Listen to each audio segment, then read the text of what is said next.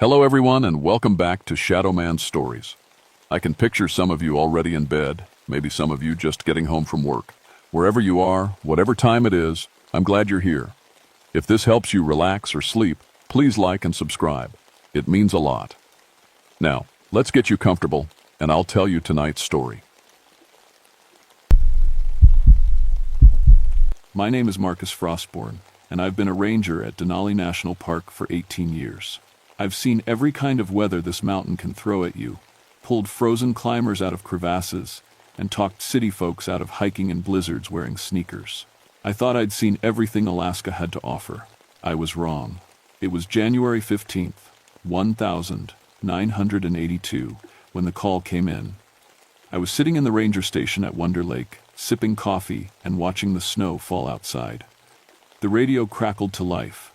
Base to Ranger, Frostborn. We've got a situation. I grabbed the radio.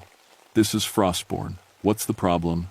International climbing team went missing 3 days ago. 7 climbers from Germany, Japan, and Canada. They were attempting a winter summit of McKinley. I frowned. Winter climbs were dangerous, but these guys were supposed to be experts. Any distress signals? That's the weird part. Their emergency beacon went off yesterday at 19,000 feet. Signal lasted about 10 minutes, then just stopped. I looked out at the mountain. McKinley rose up like a white giant against the gray sky, its peak hidden in clouds. The temperature was negative 47 degrees Fahrenheit, and the wind was howling like a pack of wolves. Weather window opens tomorrow morning, the voice continued. We need you to fly up there and check their last known position.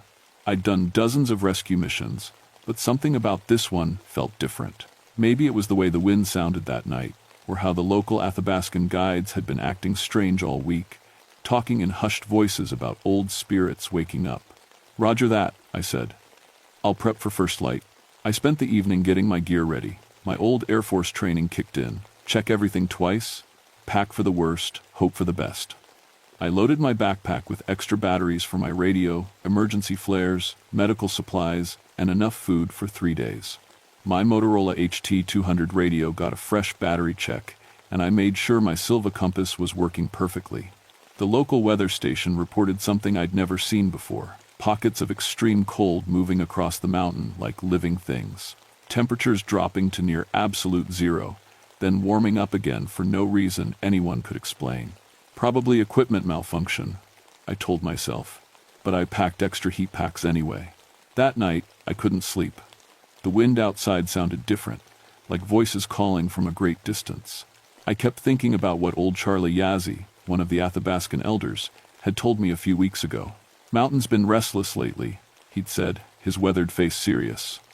Old guardians are stirring. You be careful up there, Marcus. Some things shouldn't be disturbed. I'd laughed it off then. Charlie was always talking about spirits and ancient legends. As far as I was concerned, the Inuit stories about ice giants were just ways to explain avalanches and weird weather patterns. But lying there in the dark, listening to that strange wind, I wasn't laughing anymore.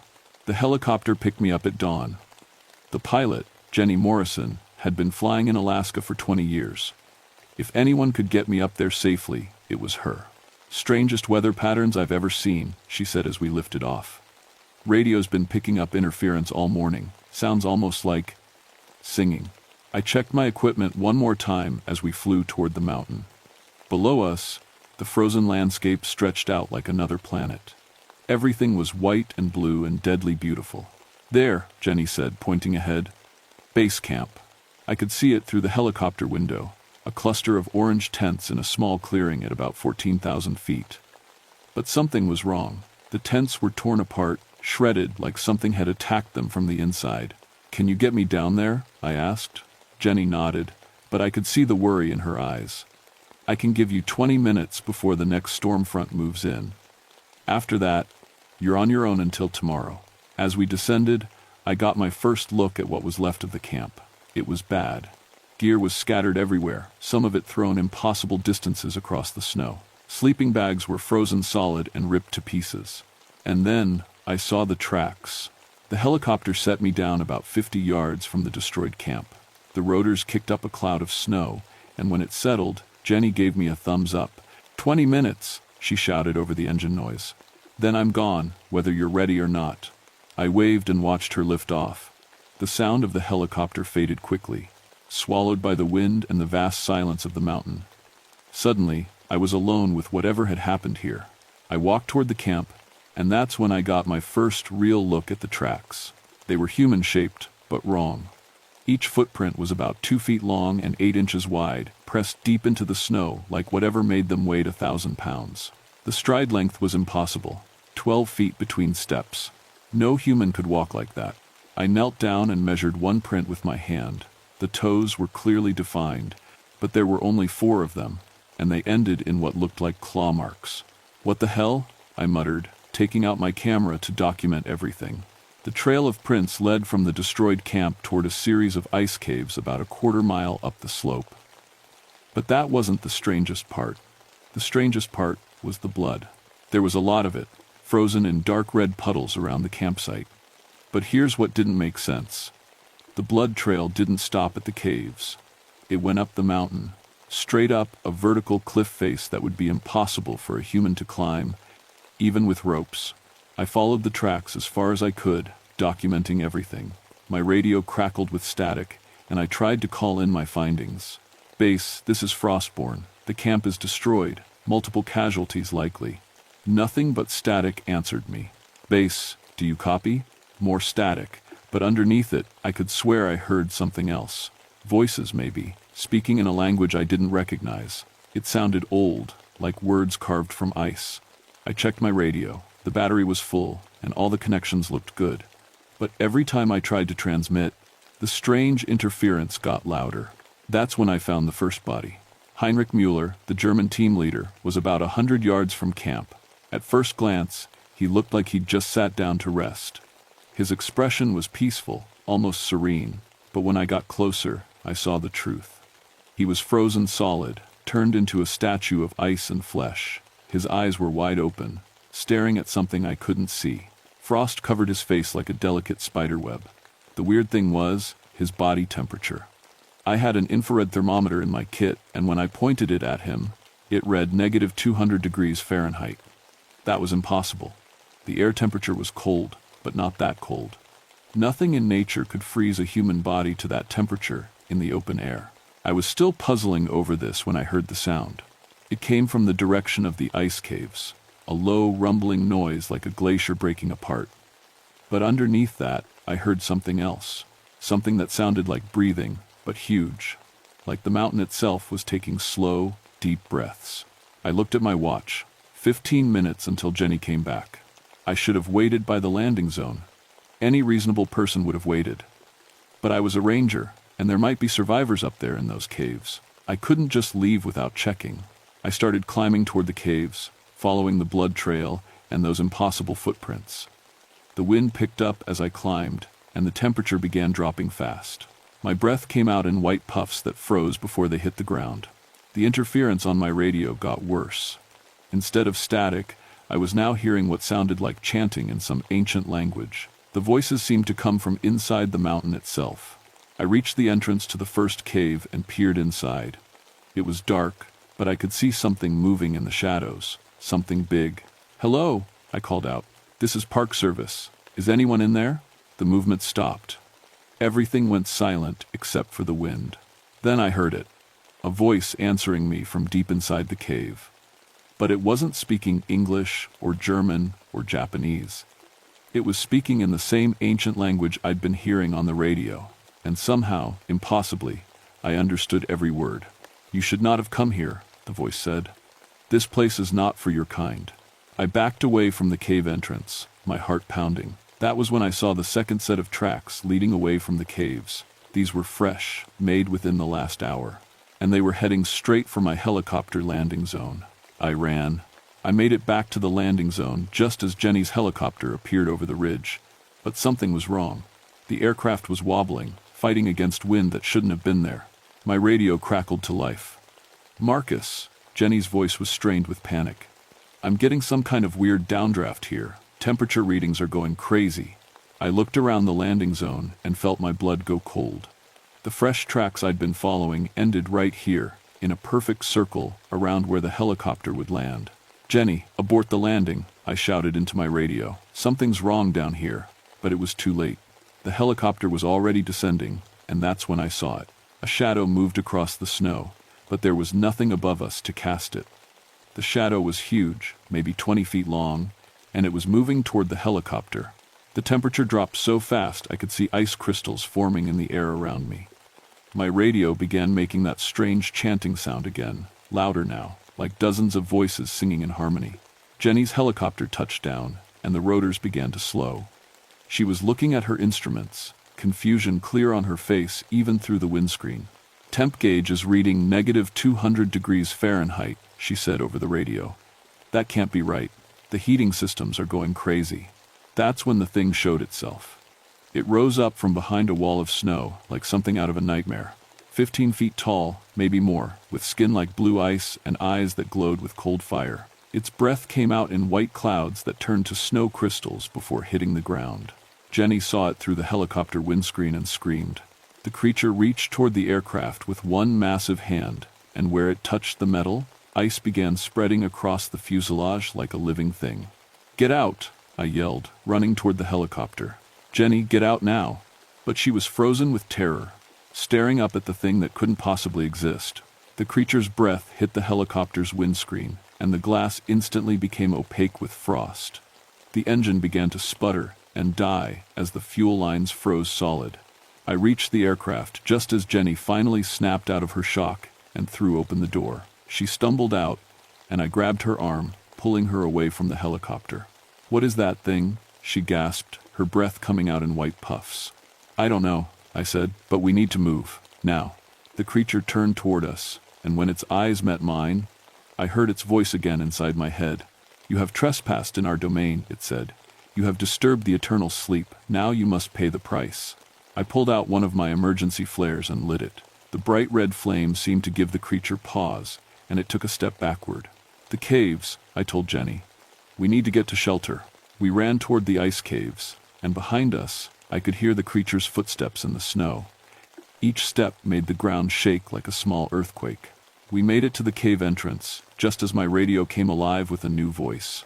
"Marcus, this is Jake Wolverton. I'm about 10 minutes out on a snowmobile. What's your situation?" Jake was another ranger, a good friend who'd volunteered to provide backup when the weather window opened up. "Jake, stay away," I shouted into the radio. "There's something up here, something dangerous." But the radio was filled with static again, and I didn't know if he'd heard me. Jenny and I huddled in the cave entrance, and I kept the flare burning. The creature stood about 50 yards away, watching us with those horrible glowing eyes. "It's waiting for something," Jenny whispered. That's when we heard the sound of Jake's snowmobile echoing across the snow. The creature turned toward the sound and began walking in that direction, moving with impossible grace across the frozen ground. "Jake, don't come up here." I tried the radio again. "Jake, do you copy?" Nothing but that strange chanting. We watched helplessly as the creature disappeared over a ridge, heading straight for where Jake would be coming up the mountain. A few minutes later, we heard Jake's scream carrying across the wind. Then, everything went silent. I tried the radio one more time. "Jake? Jake, respond." Nothing. "We have to help him," Jenny said. I looked at the flare in my hand. It was already half burned down. With what? That thing just killed a man, and all I've got are some road flares and a broken radio. That's when we heard voices from deeper inside the cave. Human voices, speaking in English. "Help us," someone called weakly. "Please, we're trapped back here." Jenny and I looked at each other. The surviving climbers were still alive. But going deeper into the cave meant leaving our only source of light and heat, and moving into the domain of whatever these creatures were. "We have to try," Jenny said. I nodded and led the way into the darkness, my flare casting dancing shadows on the ice walls around us. We were about to discover that one monster was only the beginning. Deep in the ice cave, we found them. 4 members of the climbing team, huddled together in a small chamber about the size of a closet. They were alive, but barely.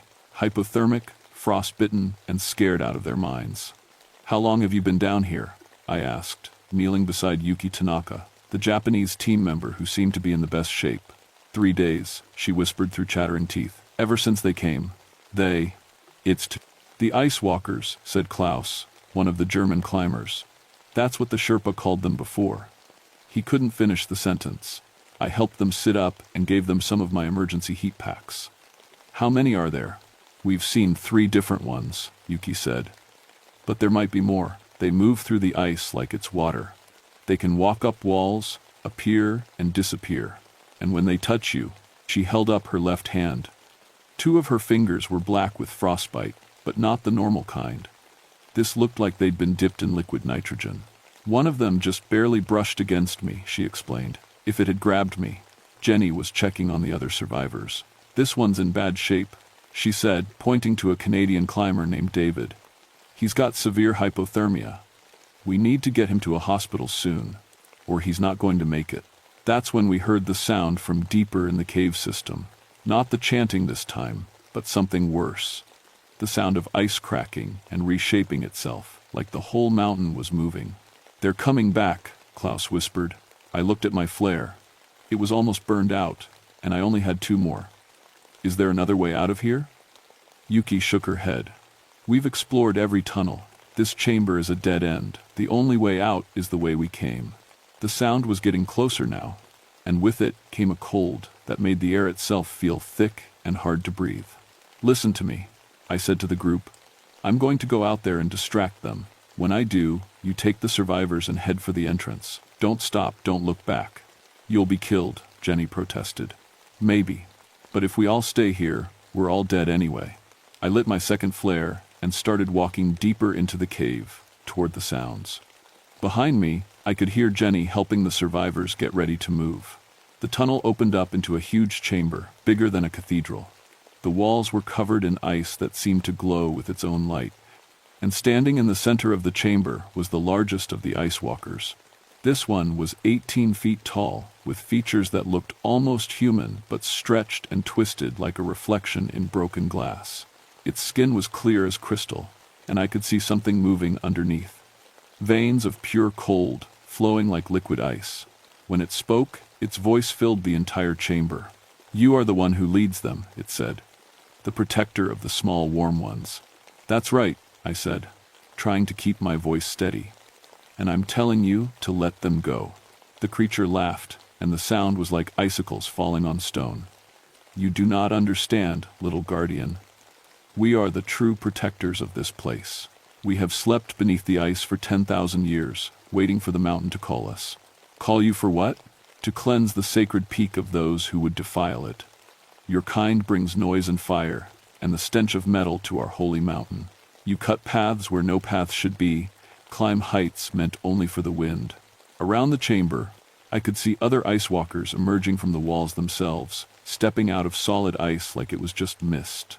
The old compact is broken, the leader continued. The guardians of flesh and blood have forgotten their duties, so we wake and we reclaim what was always ours. I thought about what Charlie Yazzie had said, old guardians stirring. He'd been talking about these things. The Athabascan people, I said. They knew about you. They remembered. They honored the mountain, took only what they needed, left offerings to appease our sleep. But your people, the creature's eyes blazed brighter. Your people treat our sacred mountain like a playground. Behind me, I could hear movement. Jenny and the survivors were making their way toward the entrance. Maybe you're right, I said, backing slowly toward the tunnel. Maybe we've forgotten how to respect this place. But those people didn't know. They're not your enemies. Ignorance is not innocence, the creature said. The mountain has chosen. All who trespass must face the cold judgment. That's when I heard Jenny scream from behind me. I turned and ran back toward the entrance, leaving the ice walkers in their cathedral of cold. When I reached the mouth of the cave, I found Jenny and the survivors surrounded. 5 more ice walkers had appeared, blocking the entrance. These were smaller than their leader, maybe 12 feet tall, but their eyes burned with the same cold fire. In the center of their circle lay Jake's body, frozen solid like the others. His snowmobile was nearby, covered in ice so thick it looked like a sculpture. Now you see the price of trespass, said one of the creatures. I had 1 flare left, one tiny source of heat against beings made of living cold. But sometimes, that's all you need. I lit the flare and held it high. You want to talk about guardians? I've been protecting this mountain for 18 years. I've saved dozens of lives up here, pulled people out of crevasses, talked them out of stupid decisions that would have killed them. The creatures paused, watching me. "Maybe I can't stop you," I continued. "But I'm not going to let you kill these people without a fight." I threw the flare at the nearest ice walker. It hit the creature in the chest, and where the flame touched, steam rose from its body. The thing let out a shriek like breaking glass and staggered backward. "Run!" I shouted. But as we tried to break through their circle, the largest ice walker appeared at the cave entrance behind us. We were trapped. What happened next changed everything I thought I knew about courage, about survival, and about the ancient powers that sleep beneath Alaska's frozen peaks. The ice walkers closed in around us, their breath turning the air into visible clouds of freezing mist. Jenny held the survivors close, trying to share what little body heat we had left. That's when David, the Canadian climber who'd been barely conscious, did something that saved us all. He stood up, shaky but determined, and pulled out a small leather pouch from inside his jacket. "Wait," he called to the creatures in a voice that was stronger than it should have been. The ice walkers stopped. David opened the pouch and poured something into his hand. Tobacco, sage, and what looked like small pieces of carved bone. "I know who you are," he said. "My grandmother was Inuit. She told me stories about the guardians of the sacred peaks." The Tulimak. The largest ice walker's eyes dimmed slightly. "You speak the old name." "Yes. And I know the old ways." David scattered the contents of the pouch onto the snow. "We offer this gift to the mountain spirits. We ask forgiveness for our trespass." For a moment, nobody moved. The wind had stopped completely, and the only sound was our breathing. Then the leader spoke. "The old compact is remembered. But remembering is not enough. The mountain has been wounded by too many who do not know, do not care. The bleeding must stop." "What if it did?" I heard myself saying. "What if we made sure people understood? What if we protected this place the way it deserves?" The creature looked at me with those burning, cold eyes. "You would do this? You would turn your own kind away from the sacred peak?" I thought about all the climbers I'd rescued over the years. All the people who came to Denali thinking it was just another mountain to conquer. Maybe some education was overdue. "Yes," I said. "If you let these people live, I'll make sure the word gets out. No more casual climbers. No more tourists treating McKinley like a theme park." The ice walkers seemed to communicate without words, their eyes flickering like aurora borealis. Finally, their leader nodded.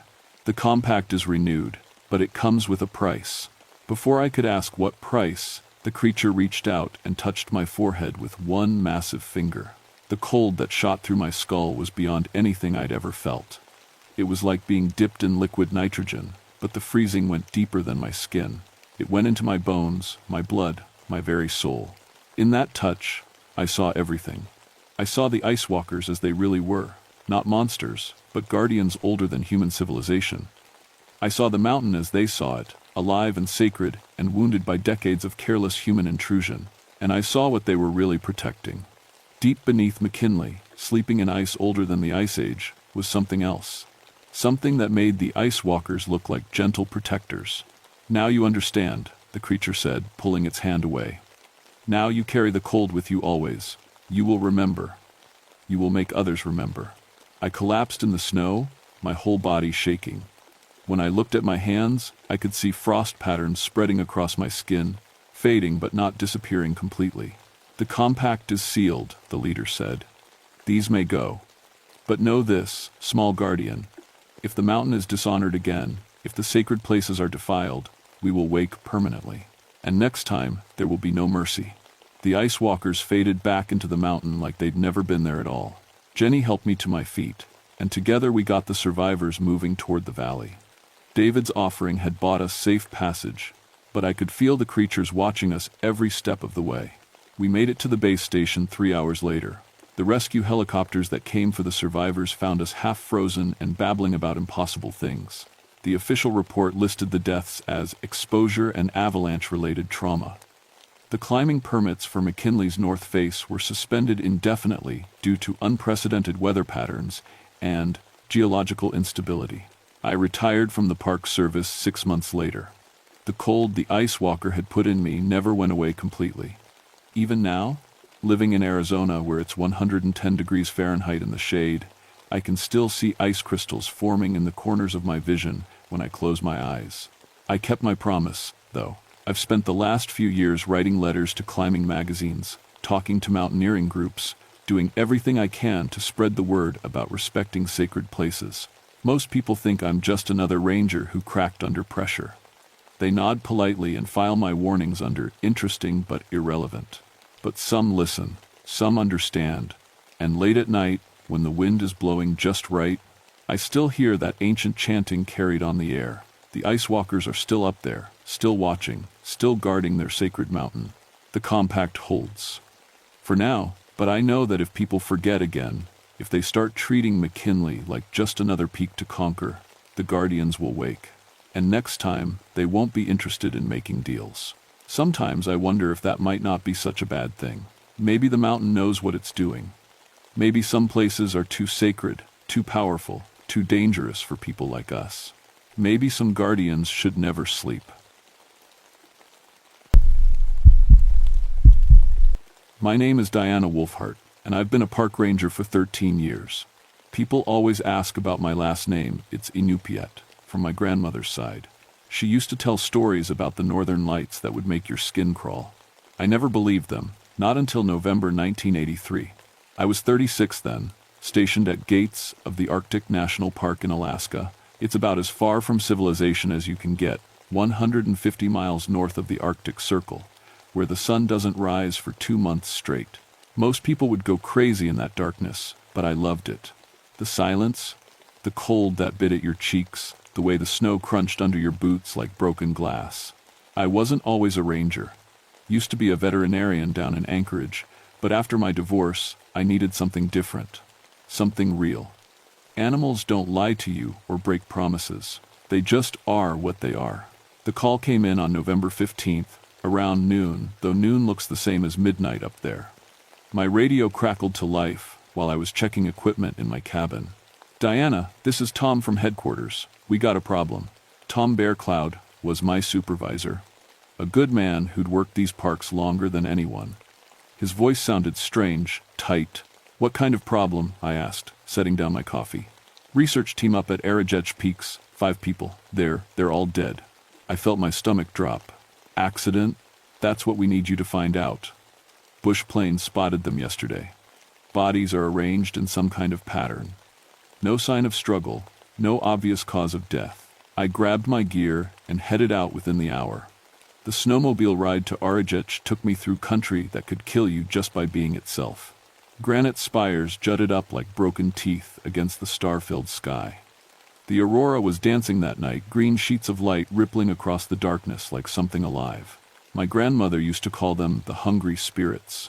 She'd grab my hand when I was little and pull me inside whenever they got too bright. "They're hunting," she'd whisper. "When the sky fire gets too strong, they come down to feed." I thought it was just stories.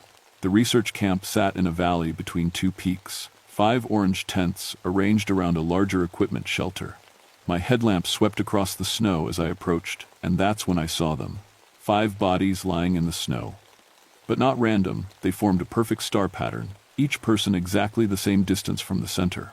Their faces were turned up to the sky, eyes wide open, staring at nothing. I'd seen plenty of death in my time. Animal attacks, hypothermia, accidents. This was different. These people looked empty, like something had been drained right out of them.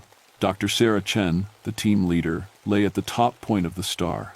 I knew her from the research permit paperwork, a professor from the University of Alaska studying caribou migration patterns. Next to her lay her graduate students and research assistants, all frozen solid but with no visible wounds. What made my skin crawl was how peaceful they looked. No signs of panic, no defensive wounds, no tracks in the snow except for their own footprints leading from the camp to where they died. I checked each body carefully. No blood, no trauma, no obvious cause of death. But something was wrong with their skin. It had a grayish tint, like old paper.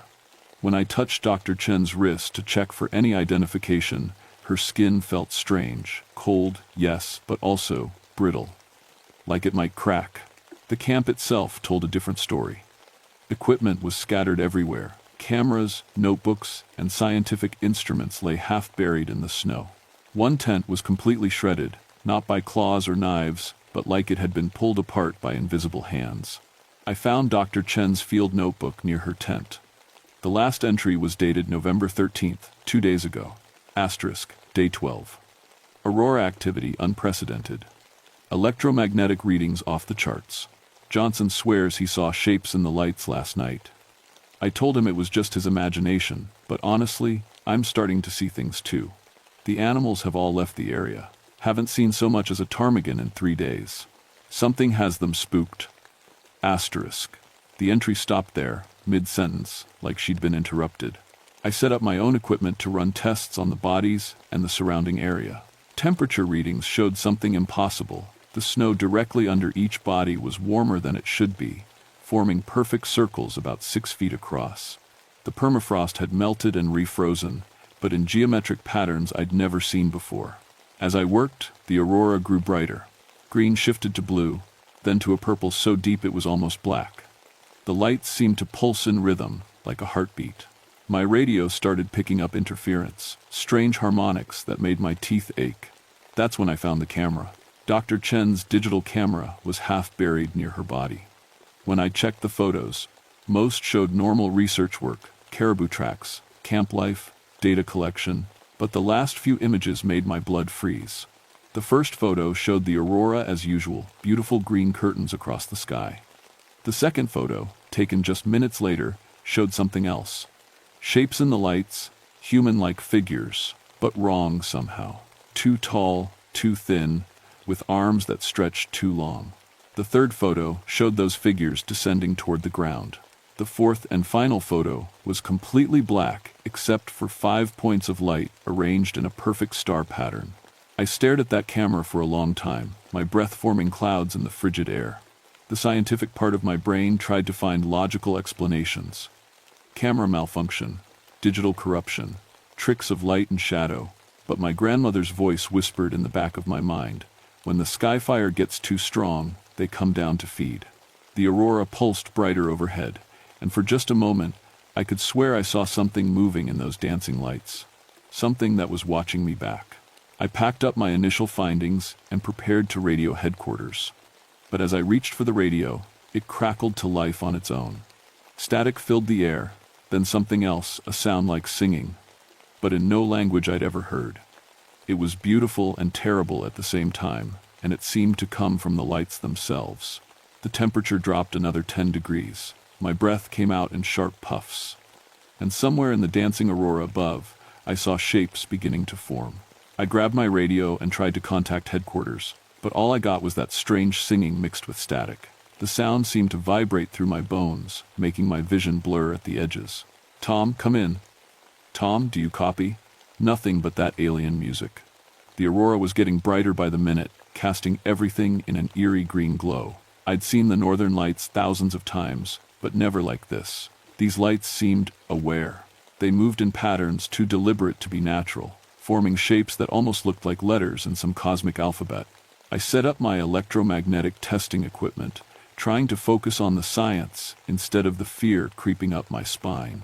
The readings were insane magnetic field fluctuations that should have been impossible this far from any major solar storm. As I worked, I kept glancing at Dr. Chen's research notes. She'd been tracking unusual aurora activity for weeks before her team died. According to her data, the lights had been growing stronger each night, displaying colors and movements that didn't match any known patterns. Asterisk, November 10th. Aurora appeared at least 2 hours before predicted. Local Inupiat guide refused to continue working with us, said the spirits were too hungry this year. Ridiculous superstition, but his fear seemed genuine. Asterisk, November 11th. Electromagnetic interference damaged 3 pieces of equipment overnight. Whatever's causing these aurora displays is incredibly powerful. Johnson calculated the energy output at nearly 10 times normal levels. Asterisk, November 12th. Wilson swears something touched his tent last night. Found strange marks in the snow, not animal tracks, but geometric patterns pressed into the surface. No logical explanation. Asterisk. I photographed each page with my own camera, trying to piece together what had happened. The deeper I dug into their research, the more unsettled I became. These weren't just random observations, they were documenting something that defied explanation. A sound made me look up from the notebook. Metal groaning, like the support poles of the research shelter were being twisted. But there was no wind, and the temperature was steady. I grabbed my flashlight and approached the main shelter.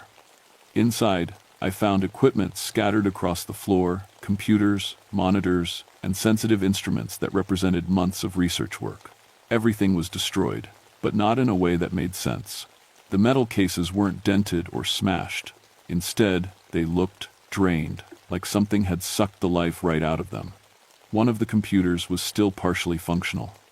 I managed to power it up and access Dr. Chen's video logs. Most of the files were corrupted, but I found one that still played. The video showed Dr. Chen in the shelter 2 nights ago. She looked exhausted, her usually neat hair wild around her face. "This is day 11 of observation," she said to the camera. "I'm documenting phenomena that I can't explain through conventional science. The aurora activity has exceeded all known parameters. We've recorded electromagnetic pulses strong enough to disrupt our equipment from over 50 miles away." She paused, looking troubled. "But that's not the strangest part. Last night, all 5 of us saw the same thing. Figures in the lights. Human-shaped, but wrong. They moved with purpose, like they were searching for something." The video flickered, and when it stabilized, Dr. Chen looked frightened. "Johnson is missing. He went outside around midnight to check the weather instruments and never came back. We found his equipment a quarter mile away, but no sign of him. No tracks, no blood, nothing. It's like he just vanished." The video cut to static. I felt ice form in my stomach. According to the camp roster, Johnson was one of the 5 bodies I'd found arranged in that star pattern. But if he disappeared the night before the others died, how did he end up with them? My radio crackled again. This time, instead of that alien singing, I heard a voice. "Diana." It was my name, spoken clearly through the static. But the voice wasn't Tom's, and it wasn't anyone from headquarters. It sounded hollow, like an echo of someone who wasn't quite there. Diana Wolfhart. Now it knew my full name. My hands started shaking as I tried to respond. "Who is this? Identify yourself. Come outside, Diana. Come see." Every instinct I had screamed at me to stay in the shelter. But I was a park ranger, trained to investigate and help. If someone was out there, injured or lost, I had to respond. I grabbed my gear and stepped outside. The aurora had descended. What should have been lights hundreds of miles above the earth now hung just above the treetops, ribbons of green and blue fire dancing in the air like living things. They moved toward me with deliberate purpose. "Beautiful, isn't it?" I spun around. A man stood 20 feet away, tall, thin, wearing the same research gear as Dr. Chen's team. But his face was all wrong. Gray skin stretched tight over sharp bones, and his eyes reflected the aurora light like mirrors. "Johnson?" I whispered. He smiled, and I saw that his teeth were too white, too sharp. I was Johnson. Now I'm something more. The lights around him pulsed brighter, and I understood with sickening clarity. The aurora wasn't just electromagnetic phenomena. It was alive. And it was hungry. "We tried to study them," Johnson said, taking a step closer. "But you can't study something that's studying you back. They've been watching your world for centuries, waiting for the right conditions, waiting for the sky fire to grow strong enough. What do you want?" My voice came out as barely a whisper. "What we've always wanted. Energy, life force, the electromagnetic patterns that make you, you." He gestured to the lights dancing around us. "Your people call it a soul." The aurora began to descend further, reaching toward me like grasping fingers. Where the lights touched the ground, the snow hissed and steamed. Dr. Chen and the others, they volunteered their energy to help us manifest. "Now we can exist in your dimension, at least temporarily." Johnson's smile grew wider. "But 5 wasn't enough. We need more." I backed toward my snowmobile, never taking my eyes off him. "You're insane. This is impossible. Your grandmother didn't think so." That stopped me cold. "What?" "Elena Wolfhart. She knew about us. Her people have always known. They left offerings to keep us satisfied, animal blood, carved talismans, traditional ceremonies. But your generation forgot the old ways." He was right about my grandmother's name. There was no way he could have known that. The balance is broken, Johnson continued. We're hungrier than ever, and there's no one left who remembers how to feed us safely. The aurora lights writhed around him like snakes made of fire. But you remember, don't you? Deep down you can feel it. The old knowledge, passed down in your blood. I could feel it, a strange tingling in my bones, like the air before a lightning strike. Something ancient and primal was awakening in my mind. Fragments of stories and warnings my grandmother had whispered when I was small. Johnson raised his hand, and the aurora lights began to move toward me. Where they touched my skin, I felt a cold so deep it burned. My life force was being pulled out of me, drawn toward those hungry lights. I had seconds to act. My grandmother's voice echoed in my memory. Copper and iron, child, the old metals. The spirits cannot touch what's properly grounded. I grabbed the metal frame of my snowmobile and held on tight. The aurora lights recoiled like they'd been burned. Johnson's face twisted with rage. You can't run forever, Diana. We know where you are. We can taste your energy from miles away. The lights rose back into the sky, carrying Johnson with them. But before they disappeared completely, I heard his voice one last time, carried on the Arctic wind. We're coming for you. I started my snowmobile and raced back toward my cabin, the aurora dancing overhead like hunting wolves. Behind me, I could swear I heard something following, not footsteps, but the sound of electricity arcing through the air. Whatever had killed Dr. Chen's team wasn't finished, and now it knew I was here. I made it back to my cabin just as my radio finally crackled to life with a normal transmission. Diana, this is Tom. Sorry about the radio trouble. We've been getting weird interference all night. What's your status on the research team? My hands were still shaking as I grabbed the microphone. Tom, I need backup up here. All 5 team members are dead, and we've got a situation that's hard to explain. Dead? What happened? Animal attack? I looked out my window at the aurora still dancing overhead, brighter than I'd ever seen it. Not animals. Something else. Tom, I need you to get up here as soon as possible. And bring, I paused, wondering how to explain. Bring copper wire. As much as you can find. Copper wire? Diana, you're not making sense. Just trust me. And Tom, don't fly up here after dark. Whatever you do, don't come at night. There was a long pause. Diana, are you okay? You sound spooked. I am spooked. This is serious, Tom. Promise me you'll wait until daylight. Okay. Okay, I'll head up first thing in the morning. Try to get some rest. Rest, right, like I could sleep knowing those things were out there. I spent the next few hours turning my cabin into a fortress. My grandmother had always kept copper pennies in her pockets and wrapped copper wire around her windows during aurora season. I'd thought it was just another old superstition, but now I understood. I stripped every piece of copper wire from my radio equipment and electronics, wrapping it around the window frames and door. I spread copper mesh from my electrical supplies across the floor and connected everything to the metal grounding rod outside my cabin. By the time I finished, my small cabin looked like the inside of a science experiment, but I felt safer.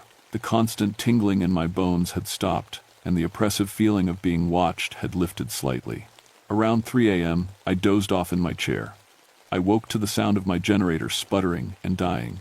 Through the window, I could see the aurora had descended again, pressing against my copper defenses like water against a dam.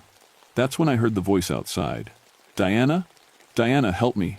It was Tom's voice, but that was impossible. He wasn't supposed to arrive until morning, and I hadn't heard any airplane engines. Diana, please, something's wrong with my plane. I'm hurt. I grabbed my flashlight and peered through the window. A figure stood in the snow, about 50 feet away, wearing Tom's familiar red parka. But something was off about the way he moved, too fluid, like he was floating just above the ground. Tom, how did you get here? Flew up early, couldn't wait after your call. My radio's busted, can you help me? The aurora lights swirled around the figure, and I caught glimpses of his face. It looked like Tom, but with that same gray, stretched skin I'd seen on Johnson. And his eyes reflected the green light like mirrors. Come inside, Tom, I've got medical supplies. Can't. Something's wrong with your cabin. There's electricity everywhere. Makes me uncomfortable. My copper defenses were working. Whatever these things were, they couldn't cross grounded metal barriers. Just break down the door, I called out. If you're really hurt, I'll help you. The Tom thing smiled, and I saw those same two sharp teeth. Can't do that, Diana. You'll have to come out. More figures emerged from the aurora lights. Dr. Chen, her graduate students, and other shapes I couldn't identify. They formed a circle around my cabin, just outside the range of my copper grid. We're patient, the Johnson thing said, stepping forward. We can wait, but eventually, you'll have to come out for food or water or when your generator runs out of fuel. He was right. I had maybe 2 days of supplies, and without the generator, I'd freeze to death in the Arctic cold. What do you really want? I shouted through the window. We told you. Energy, life force. But not just anyone's, the doctor. Chen Thing moved closer. We need someone with the old blood. Someone who can anchor us to this dimension permanently. Anchor you? Your grandmother's people knew the secret. With the right sacrifice, someone who carries the ancient bloodline, we can stay in your world. No more waiting for aurora seasons. No more hunting when the solar storms are strong enough. The realization hit me like ice water. They didn't just want to kill me. They wanted to use me as some kind of supernatural battery, a way to stay in our dimension permanently. We've been trying for generations, the Tom thing said. But your people scattered. The bloodlines were lost or forgotten. You're the first descendant of Elena Wolfhart we've found in over 40 years. My grandmother. They'd been hunting my family. She kept us at bay with her rituals and offerings, but when she died, the protections died with her. The circle of creatures moved closer to my copper defenses. Until now, we could only manifest during the strongest aurora displays. But if we can drain someone of her bloodline completely, we become permanent. The Johnson thing finished. Free to hunt whenever we choose. A new sound reached my ears, the distant drone of an aircraft engine. Tom's plane, the real Tom, arriving just as he'd promised. But it was still dark outside, hours before dawn. No, I whispered. Tom, turn around, get out of here. The creatures heard the plane too. They looked up at the sky with hungry expressions, aurora lights dancing around them like excited pets. More energy, the Dr. Chen thing said with delight. How convenient. I grabbed my emergency flare gun and ran outside, breaking my own protection to warn Tom away. The moment I stepped beyond my copper grid, I felt the aurora lights reaching for me, trying to drain my life force. Tom, I screamed, firing the flare into the sky. Don't land, stay away. But it was too late. Tom's small bush plane was already coming in for landing, its lights cutting through the darkness. He couldn't see the aurora creatures from up there. They probably looked like aurora phenomena, just beautiful lights in the sky. The plane touched down on the small airstrip near my cabin. I ran toward it, the creatures following close behind. Aurora lights reached out like grabbing hands, but I stayed just ahead of them. Tom climbed out of the plane, pulling off his helmet. Diana, what the hell are you doing out here without... He stopped mid-sentence, staring at the aurora lights descending around us. Those lights, they're too low. That's not possible. Tom, get back in the plane. Now. But the aurora had already surrounded the aircraft. The creatures emerged from the lights, Johnson, Dr. Chen, and the others, all wearing their stolen faces like masks. Tom stumbled backward. Diana, what? Who are these people? Not people, I said, grabbing his arm. Run. We made it maybe 20 yards before the aurora lights caught up. Tom screamed as the electromagnetic energy hit him, aging him rapidly before my eyes. His dark hair turned white in seconds. His skin wrinkled and sagged. In moments, he looked like he'd aged 30 years. Diana, he gasped, reaching for me. What's happening to me? The Johnson thing appeared beside him. He's being drained. Don't worry, it doesn't hurt for long. I watched in horror as Tom's life force was pulled out of him like smoke, drawn into the aurora lights. His eyes went glassy, then empty. His body collapsed in the snow like an empty shell. No, I screamed, lunging toward him. But the creatures caught me, aurora lights wrapping around my arms like electric chains. Now you, the Dr. Chen thing said, time to fulfill your destiny. The lights began to drain me too, pulling at something essential deep inside my chest. But as they did, something else awakened, memories buried in my blood. Knowledge passed down through generations of my grandmother's people. I remembered the old words, the protective chants Elena Wolfhart had whispered to me as a child. I remembered the symbols she'd drawn in the dirt, the warnings she'd given about respecting the spirits of the sky, and I remembered how to fight back. As the aurora lights drained my energy, my grandmother's voice seemed to whisper in the wind. The hungry spirits fear one thing above all, a willing sacrifice that turns the hunt back on them. I stopped fighting the drain and let the creatures pull at my life force. They grew brighter, more solid, thinking they were winning. But what they didn't understand was that I was feeding them something else, along with my energy, my grandmother's knowledge, her protective magic, passed down through blood and memory. Yes, the Johnson thing hissed. Give us everything. The aurora lights pulsed brighter around me, but I felt something changing in their grip. The knowledge flowing from me was like poison to them, burning them from the inside even as they fed. What is this? The Dr. Chen thing shrieked, suddenly releasing me. What are you doing? Something my grandmother taught me. I gasped, struggling to my feet. She said the old spirits could be turned against each other, fed the wrong kind of energy. I began chanting in Inupiat, words I'd thought I'd forgotten. My grandmother had made me memorize them as a child, though I'd never understood their meaning. Now the words flowed from my lips like they were alive, and the aurora creatures recoiled as if I'd struck them with fire. Impossible, the Johnson thing snarled. The old knowledge is lost. Elena Wolfhart took it to her grave. She passed it to me, I said, continuing the chant. Blood to blood, memory to memory. The creatures circled me, but they couldn't come closer. My words were creating a barrier they couldn't cross, a spiritual grounding more powerful than any copper wire. But the chant was also draining me. I could feel my strength fading with each word, each line of the protective ritual. I had maybe minutes before I collapsed. That's when I understood what my grandmother had really taught me. Not just protection, transformation, the ability to turn hunter into hunted. I reached the final verse of the chant and spoke the words that would either save me or destroy me. I offer my life willingly to anchor you forever, not to our world, but to the space between worlds. Let the hungry spirits starve in the void they created. The aurora lights exploded outward, brighter than the sun. The creatures screamed, but their screams were being pulled away from them, drawn into some cosmic drain I couldn't see. What have you done? The Dr. Chen thing wailed. What you wanted, I said. I'm anchoring you, but not here. I'm sending you to feed on each other for eternity. The aurora began to spiral inward, forming a whirlpool of light that pulled at the creatures like a cosmic vacuum. They fought against it, but they were caught in their own hunger, unable to release the connection they'd forged with me. One by one, they were drawn into the spiral. The Johnson thing reached toward me as he was pulled away.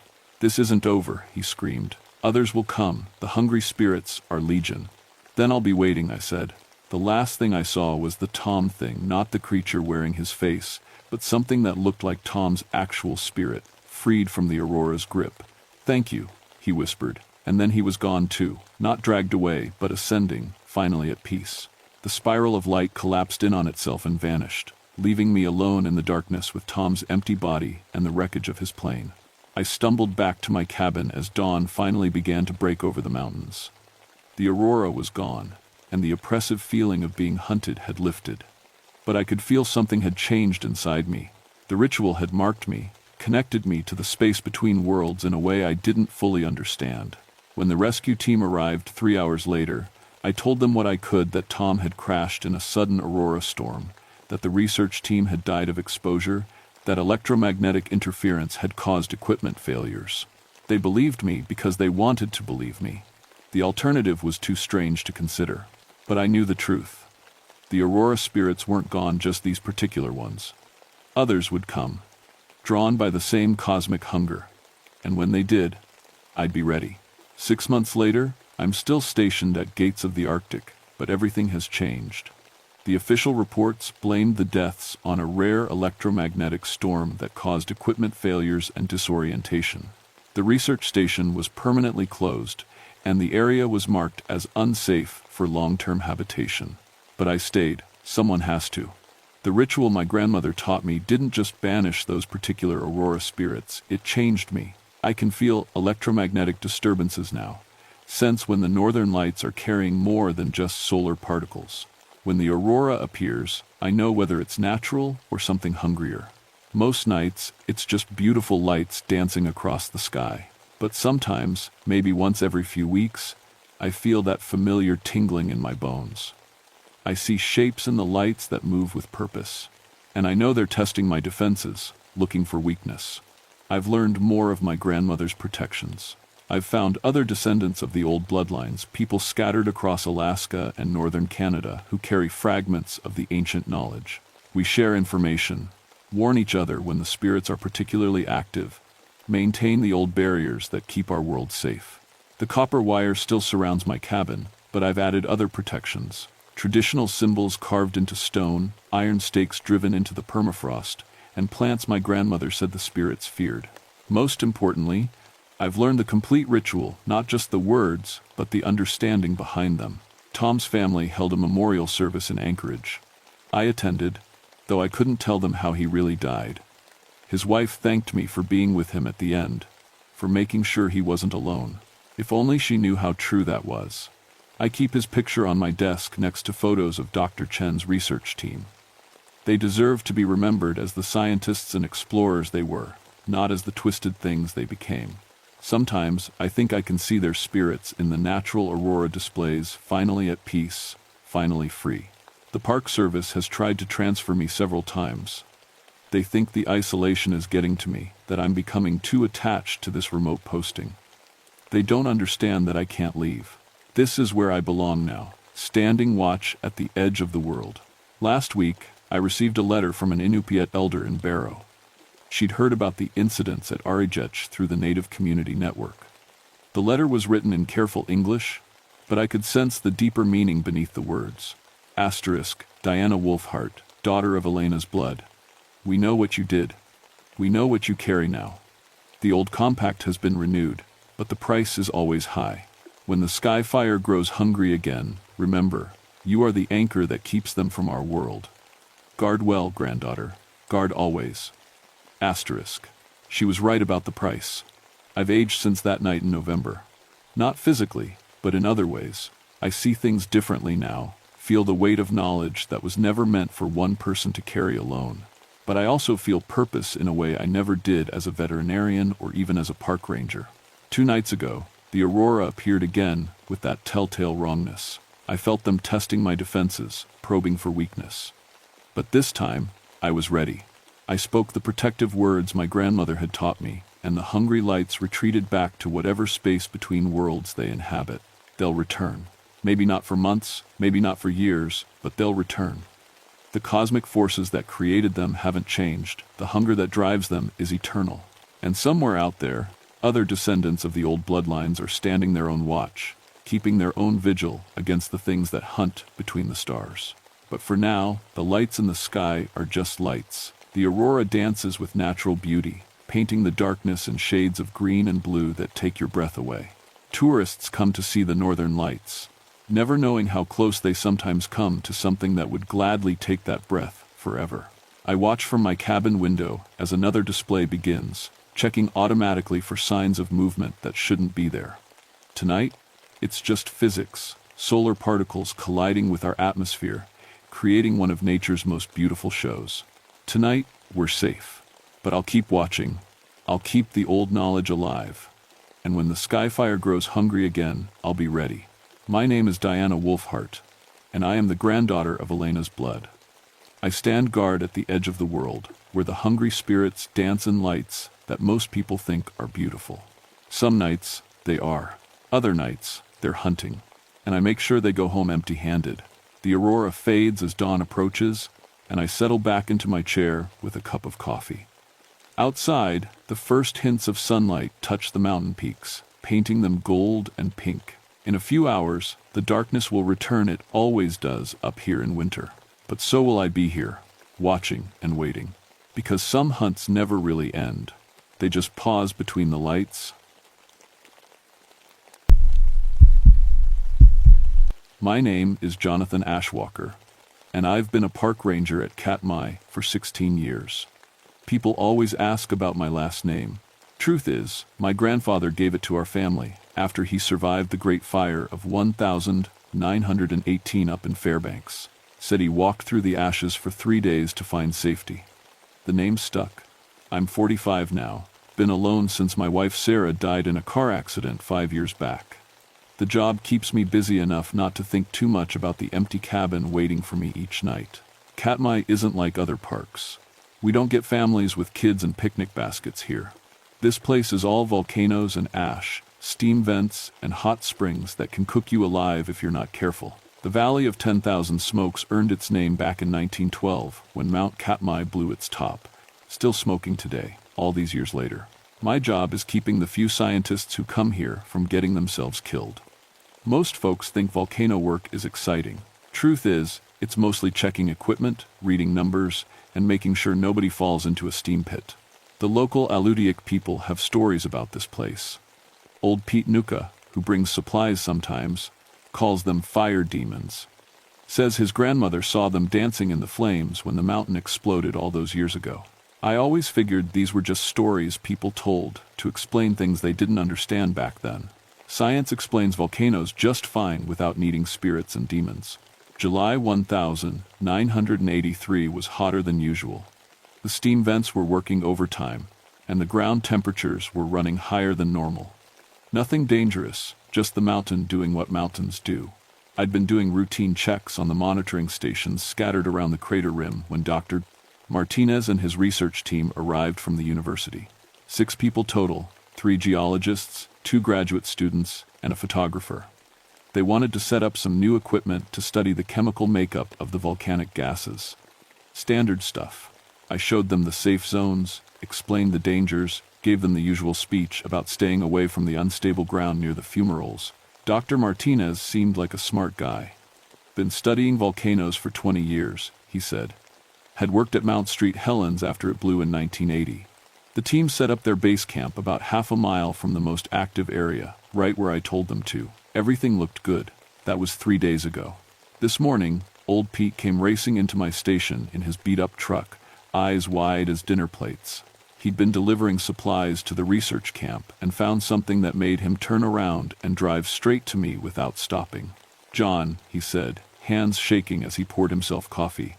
"You need to go up there right now. Something's wrong. Real wrong." I grabbed my radio and tried calling the research team. Nothing but static. Could be equipment problems, happen sometimes with all the electromagnetic interference from the volcanic activity.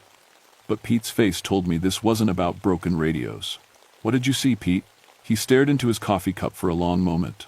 "The camp's still there. Tents, equipment, everything, but the people." He shook his head. "John, there's nothing left but ash. Human-shaped piles of ash where people should be." I loaded my truck with emergency gear and drove up to the research camp. Pete followed in his own vehicle, though I could see he didn't want to go back. The dirt road wound through fields of old volcanic rock and patches of hardy grass that somehow grew in this harsh place. The camp looked normal from a distance. 6 tents in a neat circle, equipment stations set up exactly where they should be. Solar panels still working, computers humming quietly in the outdoor lab setup. Nothing burned, nothing damaged. But no people. I found the first pile of ash next to the main equipment station. Fine gray powder, in the perfect shape of a human body, lying on the ground. Arms, legs, even the head. All there in ash form, like someone had been instantly cremated, but the ashes had kept their shape.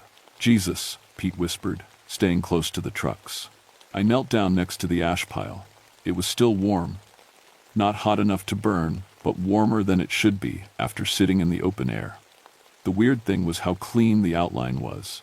The ash didn't scatter or blow away like normal ash would. It held together like it was glued in place. 5 more ash piles around the camp. 6 people, 6 perfect ash shadows. But their clothes were gone completely, not burned, gone. And all their personal metal items, watches, belt buckles, rings, were sitting in small melted puddles right where they should be on the bodies. The equipment told a strange story. The temperature sensors had recorded readings that didn't make sense. According to the data, the air temperature had spiked to over 2,000 degrees Fahrenheit for about 30 seconds at 3:17 a.m. That's hot enough to melt copper. But the plastic equipment covers weren't even warped. "This isn't right," I said, checking the seismic readings. The ground sensors showed something impossible. Vibrations that matched a human heartbeat. Not random earthquake tremors, but a steady rhythm like a giant heart beating under the earth. Pete was backing toward his truck. "We should leave, John. This place, it feels wrong." He was right. The air seemed thicker here, like trying to breathe through hot soup, and the sounds were off. Usually, you could hear the constant hiss and bubble of the steam vents, the crack of settling rock. Today, everything was too quiet. I was packing up the data when I noticed the footprints. They started right at the edge of camp and led toward the main crater, about 200 yards away. But these weren't normal footprints. They were burned into the solid rock like someone had walked with feet made of fire. Each print glowed with a dull red light, still hot hours after being made. "Pete, look at this." He came over reluctantly, saw the glowing footprints, and immediately crossed himself. "Fire demons," he said quietly. "My grandmother's stories, they're real." I wanted to argue with him, to find a scientific explanation. Maybe some kind of underground gas leak or unusual chemical reaction. But standing there, looking at footprints burned into solid stone, science felt very small and far away. The footprints led straight toward the crater rim, where the biggest fumaroles sent up constant columns of steam and sulfur gas. As we followed them, the air got hotter and the smell of sulfur stronger. About halfway there, my radio crackled to life. But it wasn't a voice that came through. It was a sound like wind through a cave, or water boiling in a deep pot. And underneath that, something that might have been breathing. "Hello?" I said into the radio. "This is Ranger Station Alpha. Anyone copy?" The breathing sound got louder. Then, clear as day, a woman's voice came through. "Jonathan, help us. So hot, can't escape." I recognized the voice. Dr. Sarah Chen, one of the graduate students. But Sarah Chen was an ash pile back at the camp. Pete grabbed my arm. "Don't answer it. Whatever's talking, it ain't human anymore." The radio went quiet. We stood there in the sulfur-stinking air, watching steam rise from the crater ahead of us. In that steam, just for a second, I could swear I saw shapes moving. Human-shaped, but wrong somehow. Too tall, too bright, like people made of fire. That's when I decided we needed to get off this mountain. Fast. We made it back to my station just as Dr. Sarah Cindermore's helicopter was landing. Sarah was a specialist in volcanic emergencies, someone the Park Service called in when things went really bad. I'd worked with her before during the 1980 eruption scare. Smart, tough, and not easily spooked. But when I told her what we'd found at the research camp, even Sarah looked worried. "Spontaneous human combustion," she said, studying the photos I'd taken. "That's not scientifically possible, John. People don't just burst into flames." Then explain the ash piles. Explain the melted metal. Explain temperature readings that should have fried everything in a half-mile radius. Sarah was quiet for a moment, looking at the data printouts. "There's been unusual seismic activity all along the Ring of Fire this month. Yellowstone, Mount Rainier, even some volcanoes in Japan. Something stirring." Pete spoke up from the corner, where he'd been sitting quietly. "It's the fire spirits. They're waking up." Sarah gave him the look scientists always gave when local people talked about spirits and demons. "Mr. Nuka, I understand you have cultural traditions, but we need to focus on scientific explanations." "Science didn't save those 6 people," Pete said simply. That evening, Sarah insisted on going up to the crater to take her own readings. I tried to talk her out of it, but she was determined to get samples from the fumaroles. We loaded up her equipment and headed back up the mountain. The glowing footprints were brighter now, and there were more of them. They crisscrossed the area around the crater, like several people had been walking back and forth. The strange thing was, some of the prints were small, like a woman's feet. Others were huge, bigger than any human could make. "My God," Sarah said, kneeling next to one of the larger prints. "The rock is actually melted. Whatever made this had to be at least 1,500 degrees." We set up the equipment near the main fumarole, the biggest steam vent on the crater rim. Sarah was taking gas samples when the ground started shaking. Not an earthquake, I'd felt plenty of those. This was more like the mountain was breathing. "John, look at this," Sarah called out, staring at her instruments. "The gas composition is changing. There's an element here I've never seen before." That's when we heard the voice. It came from inside the fumarole itself, carried up with the steam and sulfur gas, deep, like rocks grinding together, but definitely words. "Who disturbs our sleep?" Sarah dropped her sample container. That's impossible. Gas emissions can't create speech patterns. The voice came again, louder this time. Too long. Have you broken the sacred ground? And then they came up out of the steam. 3 figures made of living fire and molten rock. They had human shapes but stood 8 feet tall, their bodies shifting and flowing like lava. Their eyes burned like stars, and when they moved, the ground cracked under their feet. Sarah, run!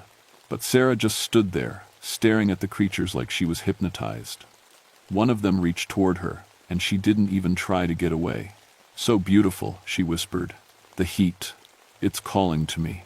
The fire creature touched her shoulder, and Sarah's whole body burst into flames. But she didn't scream. She laughed. Like she was happy. Her skin turned red, then orange, then white-hot like metal in a forge. In seconds, she wasn't Sarah anymore. She was one of them. The Sarah thing turned toward me with burning eyes. When she spoke, her voice was like hot coals falling down a chimney. Jonathan, join us. The fire is so warm. One Dumbledore spoke. I ran. Behind me, I could hear them following. Their footsteps sounded like hammers hitting an anvil. The ground shook with each step, and I could feel heat on my back like standing too close to a campfire. I made it to my truck and gunned the engine. In the rearview mirror, I could see them standing at the crater rim, watching me go. The Sarah thing raised one burning hand in what might have been a wave. Pete was waiting at my station with his truck already running. We need to leave, he said. The whole mountain's waking up. I can feel it. He was right. The ground was shaking constantly now, and the sky was glowing red from the crater. In the distance, I could see more figures moving in the steam, dozens of them, maybe hundreds. Where can we go? I asked. Pete looked toward the mountains. My grandmother's cabin, it's built on sacred ground. The fire spirits won't go there. As we drove away from Katmai, the mountain rumbled behind us like a giant beast stirring from sleep. The fire demons were awake, and they were angry. Pete's grandmother's cabin sat on a hill, overlooking a small lake about 20 miles from the park. It was a simple log building, maybe 60 years old, with traditional Alutiiq symbols carved into the doorframe. The moment we stepped inside, the oppressive heat that had been following us disappeared. This place is protected, Pete explained, lighting an oil lamp. My great-great-grandmother built it here after the 1912 eruption. She knew the fire spirits would come back someday. Through the window, we could see the red glow on the horizon, where Katmai was lighting up the night sky. The mountain was more active now than it had been in decades. Emergency radio broadcasts were reporting unusual volcanic activity all across Alaska. Pete made coffee on an old wood stove and told me the real story about the fire demons. The Tikigak aren't evil, he said. They're guardians, been sleeping in the earth's fire since the world was made.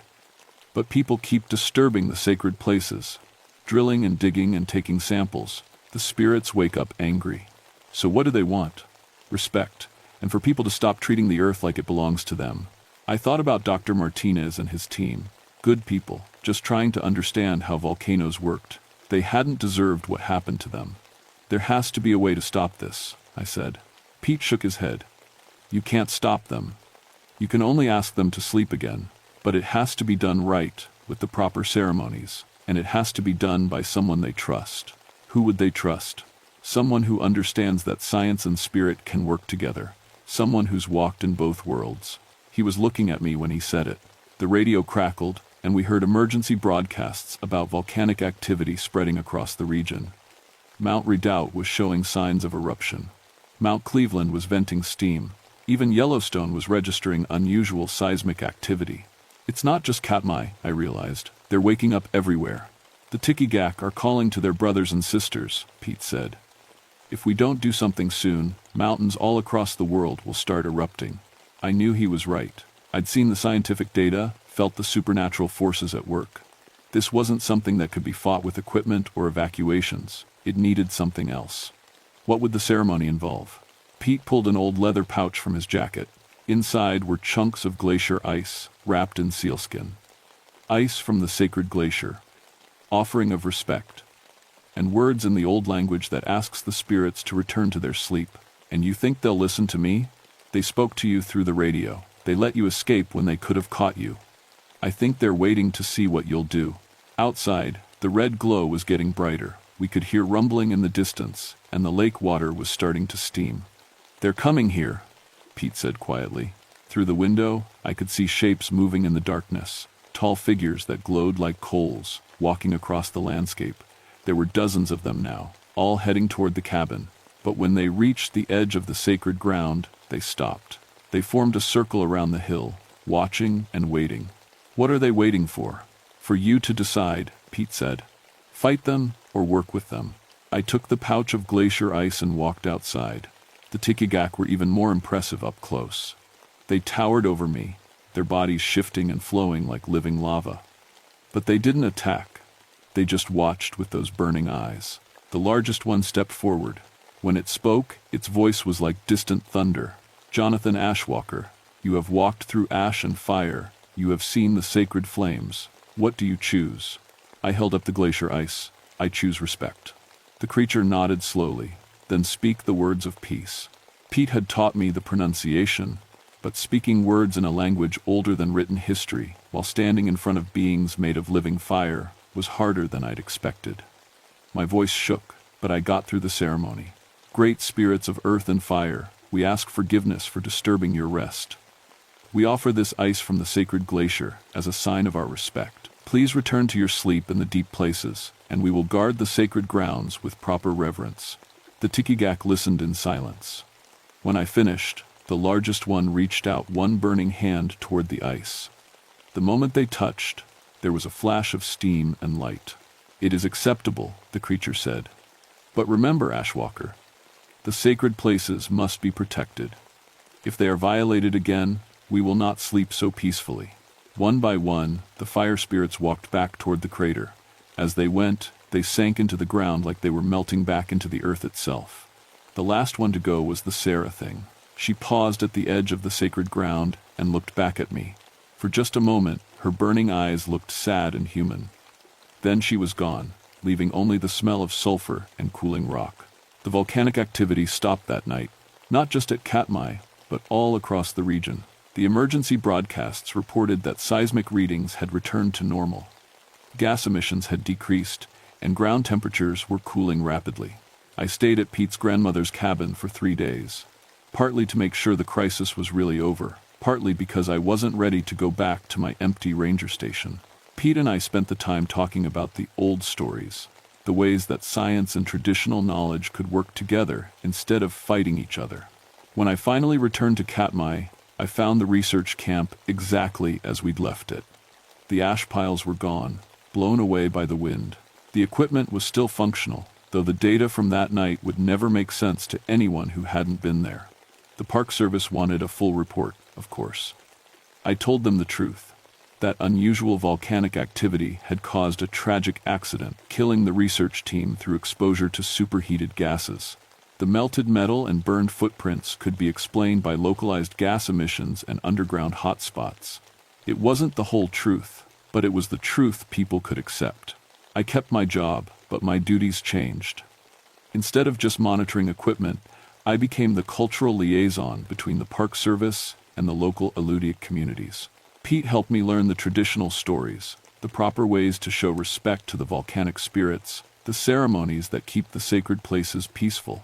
Scientists still come to study the volcanoes, but now they work with local knowledge instead of ignoring it. We monitor the mountains using both instruments and traditional signs. So far, the Tikigak have stayed asleep. Most nights, I sit on my porch and look across the valley toward Mount Katmai. The mountain steams peacefully in the distance, just like it has for decades. To most people, it looks like a normal, if impressive, volcano. But sometimes, when the wind is right and the air is very still, I can see shapes moving in the steam. Tall figures that glow like embers, walking through their underground kingdom, watching, waiting, making sure that the sacred places stay sacred. Old Pete visits sometimes, bringing stories and traditional ice from the glacier.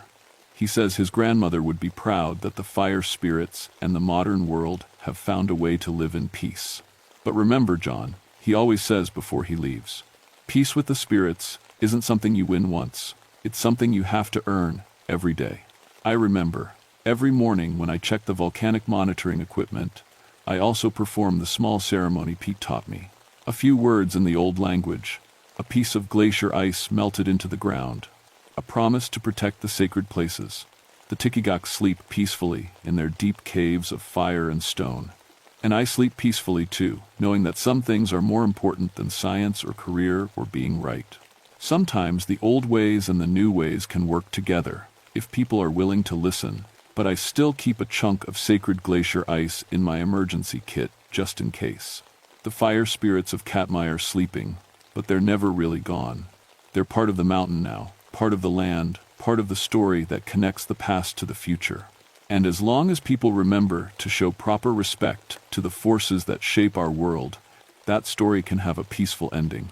At least, that's what I tell myself on the quiet nights when the mountain glows a little brighter than usual, and the steam carries whispers in languages older than human memory.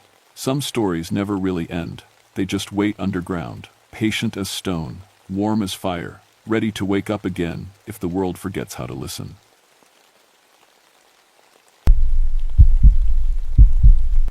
My name is Samuel Icevein, and I've been a ranger at the Arctic National Wildlife Refuge for 15 years. In all that time, I thought I'd seen everything the wilderness could throw at me. Bears, wolves, blizzards that could freeze a man solid in minutes. I was wrong. It started in August 1982, during the brief Arctic summer when the sun never sets. I was stationed at the Canning River Delta, where the porcupine caribou herd comes through every year like clockwork, 50,000 animals moving across the tundra like a brown river. It's something that takes your breath away, even after all these years. My radio crackled that morning while I was checking my equipment. "Sam, this is base. We've got a problem." "What kind of problem, Jenny?" I asked, adjusting the antenna on my ATV. The whole herd changed direction overnight. They're heading west instead of north toward the calving grounds. I stopped what I was doing. In 15 years, I'd never seen the caribou change their ancient migration route. These animals follow paths their ancestors carved out thousands of years ago. Something big had to scare them off course. Any idea what spooked them? That's the other problem. We lost contact with the research team yesterday. 5 biologists studying the migration. They were supposed to check in every 12 hours. My stomach dropped. The Arctic doesn't forgive mistakes. If something happened to that team, we might already be too late. I fired up my ATV and headed across the tundra. The landscape stretched endlessly in every direction, rolling hills covered in brown grass and tiny flowers that bloom for just a few weeks each year. No trees, no rocks big enough to hide behind. Just open space under a sun that refused to set. The radio silence bothered me more than I wanted to admit. Dr. Martinez and his team were experienced. They knew the rules out here. Always check in, always stay together, always respect the wilderness. For them to go quiet meant something serious had happened. As I drove, I noticed how quiet everything was. Not normal quiet, wrong quiet. No birds calling, no ground squirrels chattering. Even the wind seemed to hold its breath. The only sound was my engine cutting through air so still, it felt thick as water. My grandfather used to tell stories about times like this. He was Gwich'in, part of the people who'd lived in this land for thousands of years. When the animals go silent, he'd say, "Something old is walking." I used to think it was just superstition. Now, bouncing across empty tundra with nothing but silence around me, those stories didn't seem so crazy anymore. 3 hours later, I spotted their camp. Even from a distance, I could see something was wrong. The bright orange research tents were scattered like someone had kicked them around. Equipment lay broken and twisted across the ground. I stopped the ATV 50 yards out and grabbed my rifle. Not that it would help much against a polar bear, but it made me feel better. As I got closer, the smell hit me. That sweet, sick odor of meat left too long in the sun. The team was dead. All 5 of them, torn apart like they'd been attacked by something with claws and teeth the size of kitchen knives. But that wasn't the strangest part. Around the camp, I found tracks in the soft mud by the river. They started as human footprints, clear boot marks heading toward the tents, but as they got closer to the bodies, they changed. The heel marks got deeper, the toes spread wider. By the time they reached the camp, they weren't human anymore. They were wolf prints, but bigger than any wolf I'd ever seen. I followed the tracks away from the camp until they disappeared into rocky ground. Whatever had killed those people, it had walked in on 2 legs and left on 4. That night, setting up my own camp 2 miles away from the massacre, I called in my report. Jenny's voice sounded small and far away through the static. "Sam, are you sure about those tracks?" "I'm sure." "And Jenny, the caribou aren't just spooked, they're running from something." After I signed off, I sat outside my tent in the midnight sun, cleaning my rifle and trying to make sense of what I'd seen. My grandfather's voice echoed in my memory, telling stories I'd heard 100 times as a kid. Stories about shapeshifters, about things that could walk as men and hunt as beasts. Skinwalkers were Navajo legends, I said out loud to the empty tundra. Nothing like that exists up here. But as I said it, I heard something in the distance. A howl that started low and animal, then shifted into something that sounded almost like human crying. It came from the direction of the research camp, and it went on for a long, long time. I didn't sleep that night. The next morning brought no relief. I found fresh tracks around my camp, the same impossible prints that changed from human to animal. Whatever had killed the research team was following me now. I packed quickly and headed toward where I'd last spotted the caribou herd. Maybe, if I could figure out what scared them, I could understand what I was dealing with. The tracks followed me for the first mile, then disappeared into a rocky creek bed. The silence was getting worse.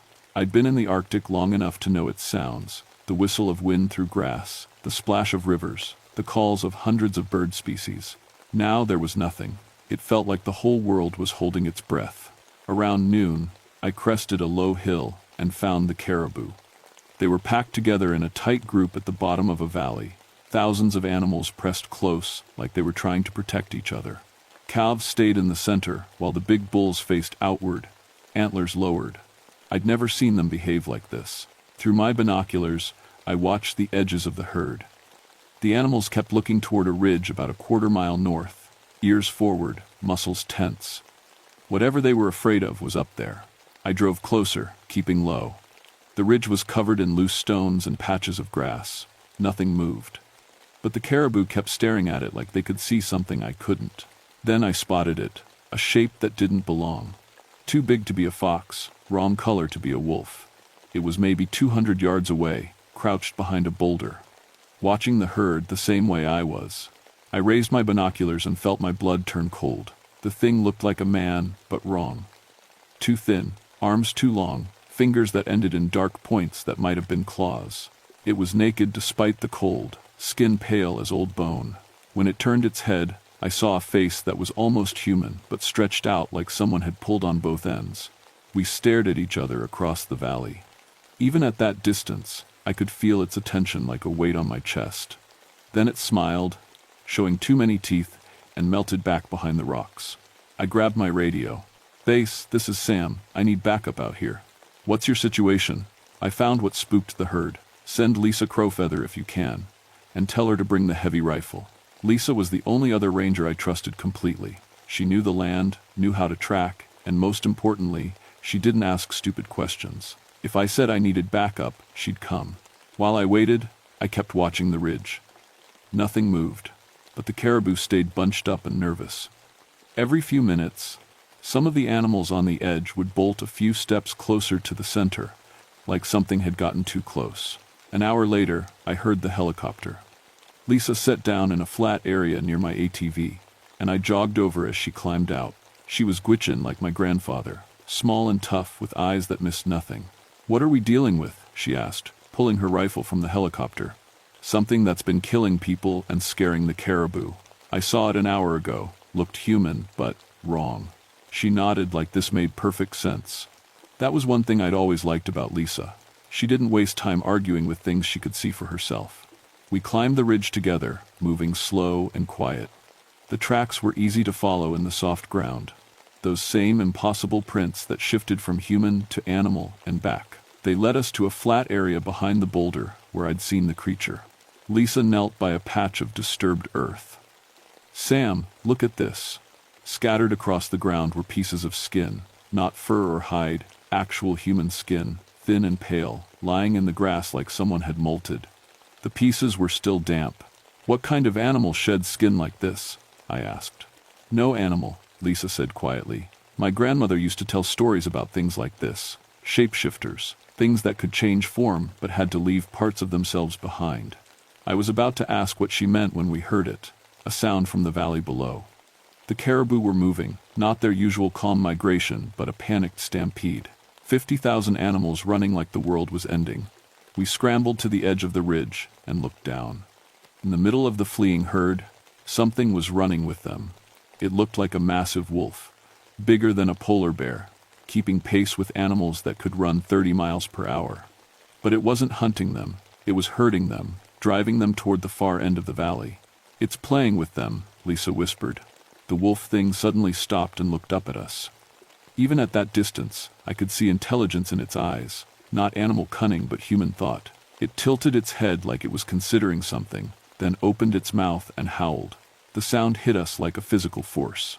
It started as a normal wolf howl but shifted and changed, becoming something that sounded like screaming wind, like metal tearing, like voices calling for help. The caribou ran faster, their panic spreading through the herd like wildfire. When the howl ended, the creature was gone. The herd kept running, disappearing over the horizon in a cloud of dust and terror. "We need to get back to the helicopter," Lisa said. But when we turned around, we found fresh tracks in the dirt behind us, human footprints, barefoot, heading straight toward where we'd left the aircraft. We ran. The helicopter was fine, but the tracks circled it 3 times before heading off toward the river. Whatever was hunting us had been close enough to touch the aircraft while we were watching the herd. "It's playing games," Lisa said, checking her rifle for the 10th time. I knew she was right. A normal predator would have attacked or fled. This thing was studying us, learning our patterns. The thought made my skin crawl. We set up camp that night in an open area with good sightlines in every direction, no cover for anything to sneak up on us. I took first watch while Lisa tried to sleep, but neither of us got much rest.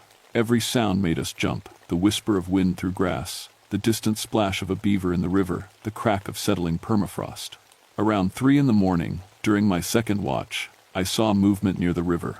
A shape that looked like a person walking along the bank, but the walk was wrong. Too fluid, like the joints bent in directions they shouldn't. It was maybe 100 yards away, just at the edge of what I could see clearly in the pale midnight sun. I woke Lisa quietly and pointed. She grabbed her binoculars and watched for a long moment. "It's not trying to hide," she whispered. "It wants us to see it." The figure stopped directly across from our camp and waved. A normal, human wave, like it was saying hello. Then it dropped down on all fours and became something with 4 legs and a long tail.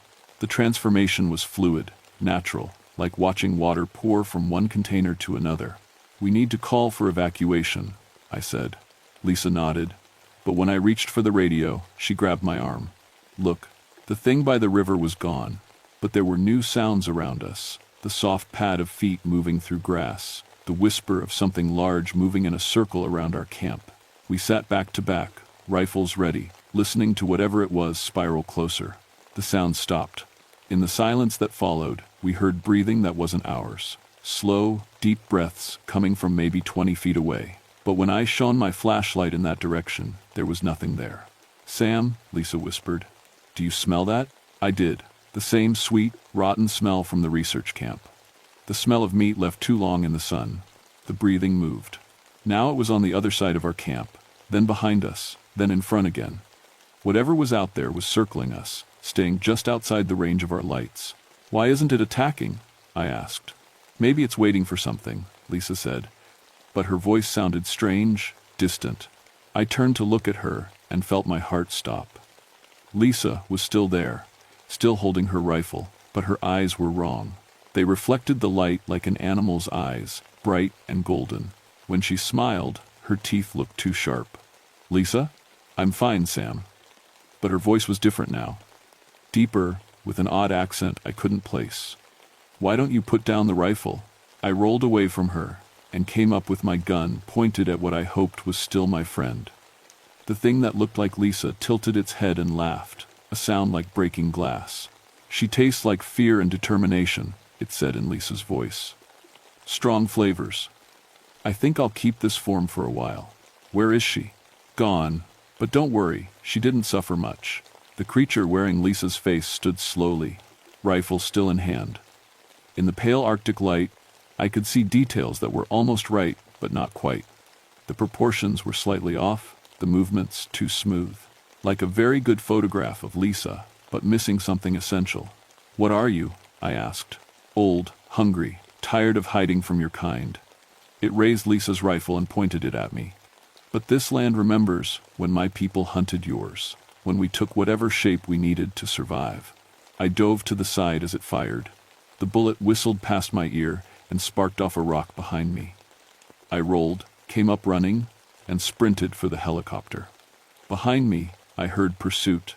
Not human footsteps, but the sound of something big moving on 4 legs. The helicopter was 50 yards away. I made it 30 before something hit me from behind, driving me face first into the tundra.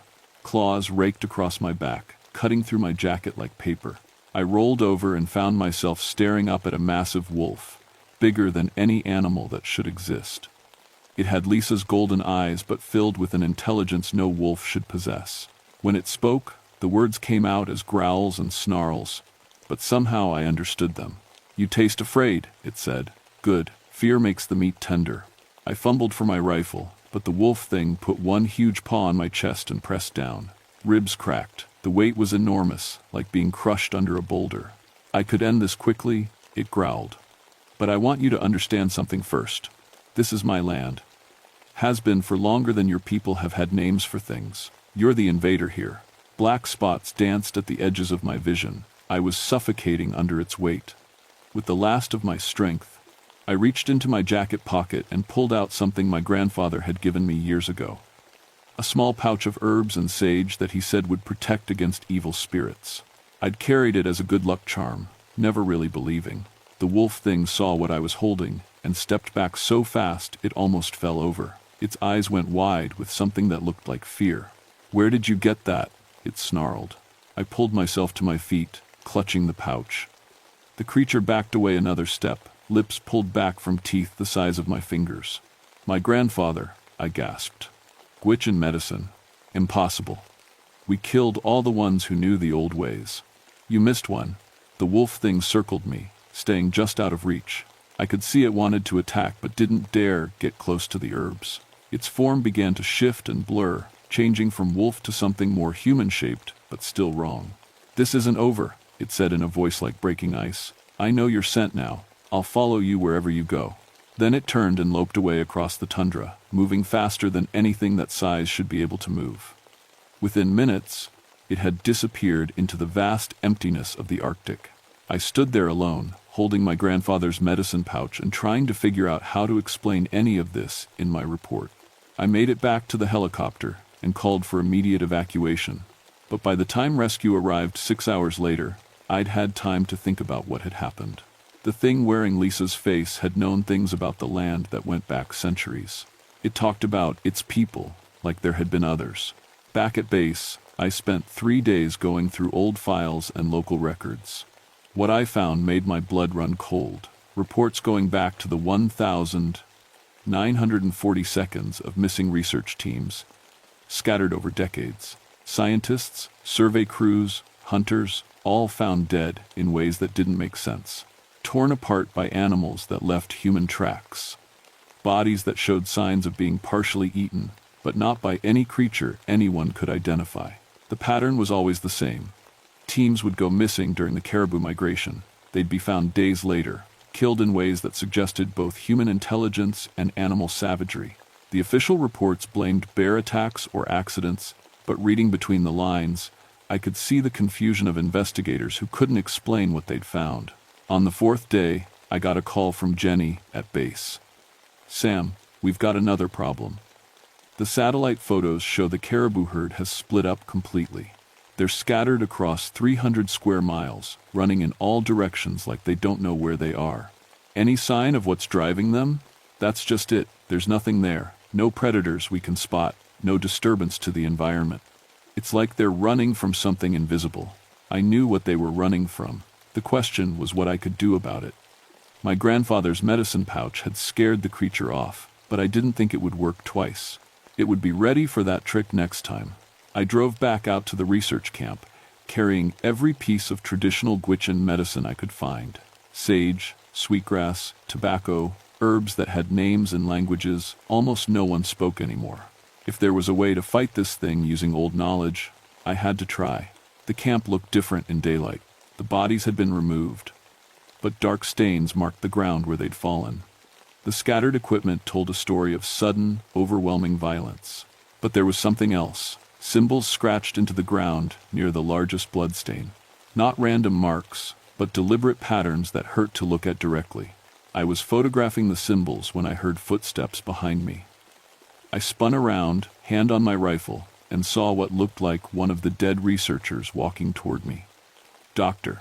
Martinez, whose body I'd helped carry to the helicopter 4 days ago. "Hello? Samuel," it said in his voice. "I was hoping you'd come back." The face was perfect. Martinez's thin features, his graying beard, even the small scar above his left eyebrow from a childhood accident. But the eyes were wrong. Too bright, too knowing. And when it moved, there was that same fluid grace I'd seen in the thing wearing Lisa's face. "You're not Martinez," I said. "No. But I know everything he knew. His memories, his fears, his love for his family back in California. I can be him perfectly." It came closer, hands open and unthreatening. "Do you know how long I've been alone out here?" "Centuries, Samuel.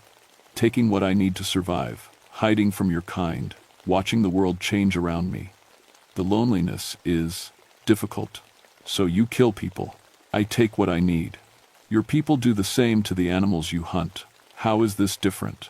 I pulled out my grandfather's medicine pouch, and the creature stopped walking. Its face twisted with something like pain. "That won't work forever," it said. "The old medicine is strong, but I'm stronger, and I'm patient. I can wait for you to make a mistake. What do you want? To not be alone anymore. Your kind has spread across my hunting grounds. Soon there will be nowhere left for me to hide. So I've decided to stop hiding." The creature's form began to change. Martinez's familiar features melted and shifted, becoming something that was part human, part wolf, part something else entirely. When the transformation was complete, it stood 8 feet tall with 2 long arms ending in claws like black knives. "I'm going to take one of your settlements," it said in a voice like grinding stone. "Become everyone who lives there, a whole town full of me, spreading out across the world. No more hiding, no more hunger." It lunged at me with impossible speed. I dove to the side, rolling behind the remains of a research tent. Claws raked through the fabric inches from my head. I scrambled to my feet and ran, pulling out the sacred herbs as I moved. The creature followed, moving sometimes on 2 legs, sometimes on 4, always staying just close enough to keep me terrified. "You can't run forever," it called. "I know this land better than you know your own home." But I wasn't trying to run forever. I was heading for the river, where the water ran swift and clean. My grandfather had taught me that moving water could wash away evil, could purify things that had been corrupted. The creature caught up to me at the riverbank. I spun around and threw a handful of sage into its face. It recoiled, screaming in a voice that sounded like tearing metal. While it was distracted, I waded into the river. The water was ice cold, fed by glacial melt that had been frozen for thousands of years. It numbed my legs in seconds, but I kept moving toward the center where the current was strongest. "Come into the water," I shouted. "Face me here." The creature paced along the bank, snarling. "I don't need to fight you in the water, old man. I can wait until you freeze to death." But I wasn't planning to wait. I pulled out all the sacred herbs at once: sage, sweetgrass, tobacco, plants whose names I remembered from childhood stories, and held them high above my head. "Grandfather," I said in Gwich'in, using words he'd taught me but I'd never thought I'd need. "Help me send this thing back to whatever dark place it came from." The creature laughed. "Your grandfather is dead. His medicine died with him." I lit the herbs with my emergency lighter. They caught fire despite being damp from the river spray, burning with a clean, white flame that seemed brighter than it should have been. The creature stopped laughing. Its form began to waver and blur like heat haze. "No," it said, voice fading. "This is my land, my hunting ground." "Not anymore." I threw the burning herbs toward the bank where it stood. The creature tried to dodge, but the smoke followed it, wrapping around its shifting form like chains. Where the smoke touched, pieces of it began to dissolve. "I'll come back," it screamed as it faded. "When the herds return, I'll be waiting. Then we'll be ready," I said. The the smoke cleared. The creature was gone. On the riverbank, scattered across the ground, were pieces of skin from a dozen different animals, signed, and something that might have been human flesh. All of it was already rotting in the midnight sun. I made it back to base 3 days later, half frozen and completely exhausted. The official report I filed was carefully edited. Equipment failure, animal attacks, tragic accidents.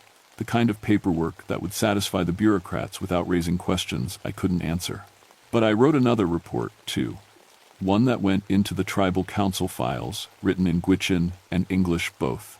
A record of what really happened, in case something like this ever came back. Because I knew it would come back.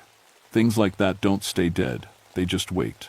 And the Arctic is a patient place, where winters last for months and summers barely warm the ground. 6 months later, the caribou herds returned to their traditional migration routes.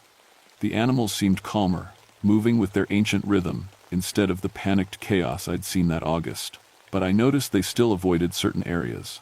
Places where the ground was stained, dark, and the grass grew in strange patterns. I requested a transfer to a different part of the refuge the following spring. Officially, I wanted experience in new territory. Unofficially, I couldn't stand being in places where I might catch a glimpse of something that looked familiar but moved wrong. The new rangers who took over the Canning River Station were good people. Experienced, careful, respectful of the land. I made sure they carried sage and sweetgrass in their field kits, told them it was traditional protection against bears.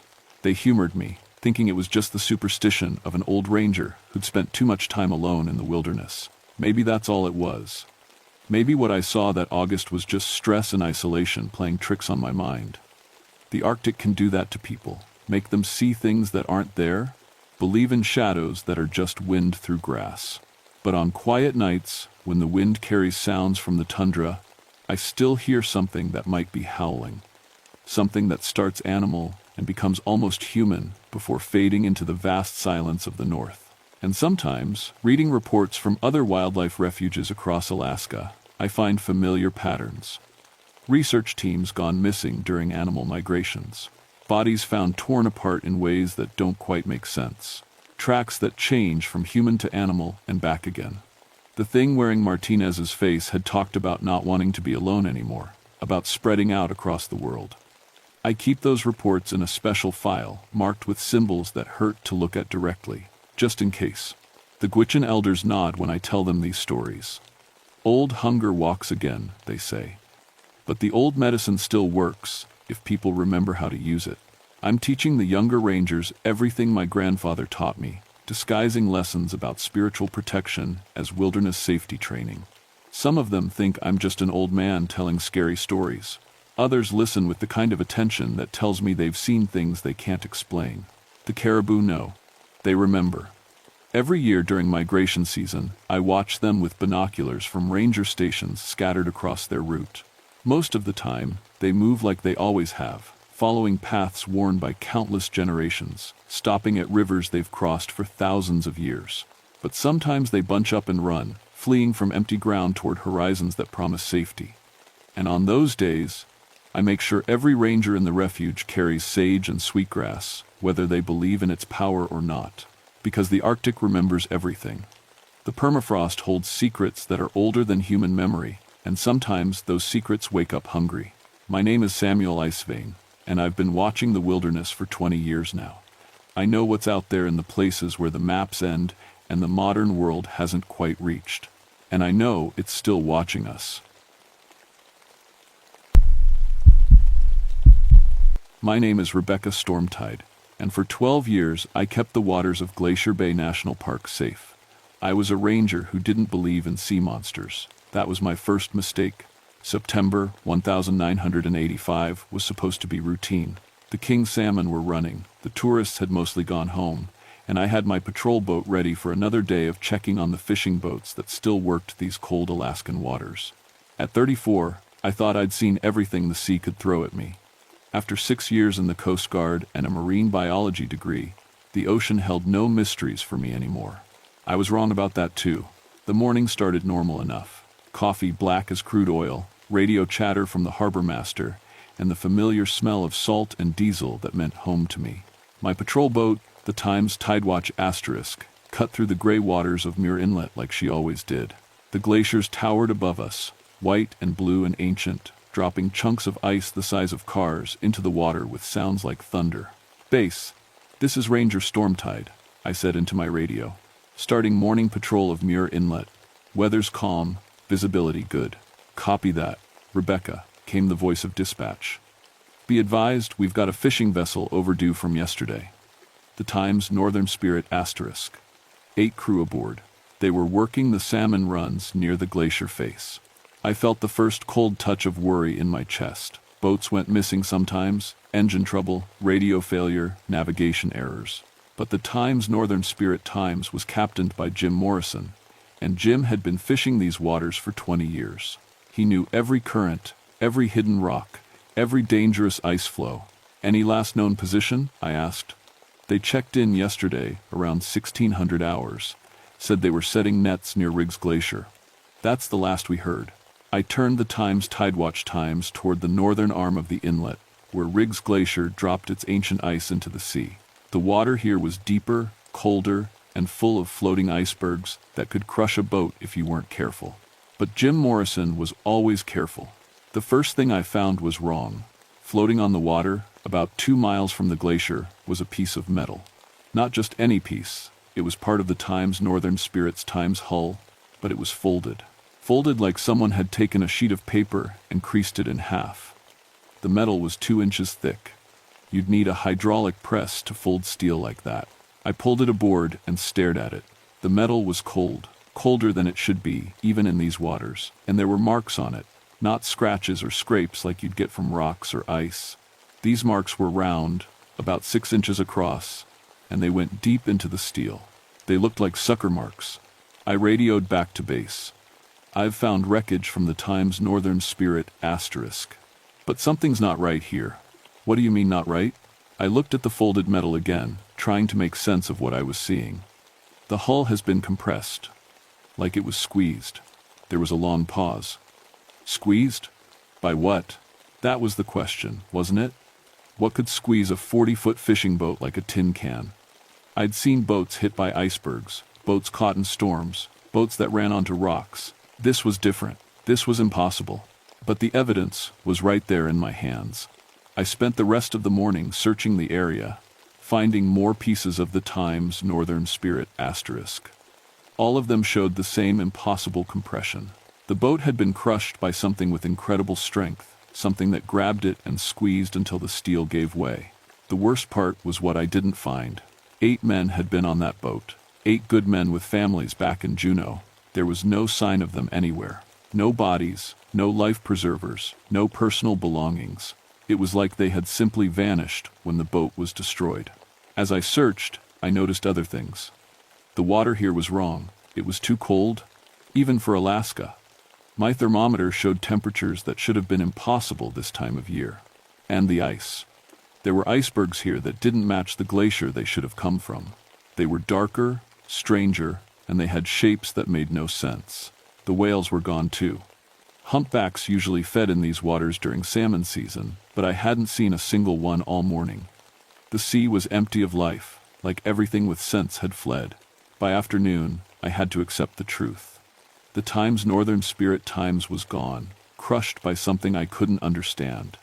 8 good men were dead or missing, and I had no explanation to give their families. I headed back to base with a bag full of impossible evidence and a growing certainty that something was very wrong in Glacier Bay. That night, I sat in my small apartment looking out at the water. The Tlingit people who lived here before us had stories about these waters. Stories about things that lived in the deep places, things that were older than the ice itself. I'd always dismissed those stories as superstition. But superstition doesn't fold steel like paper.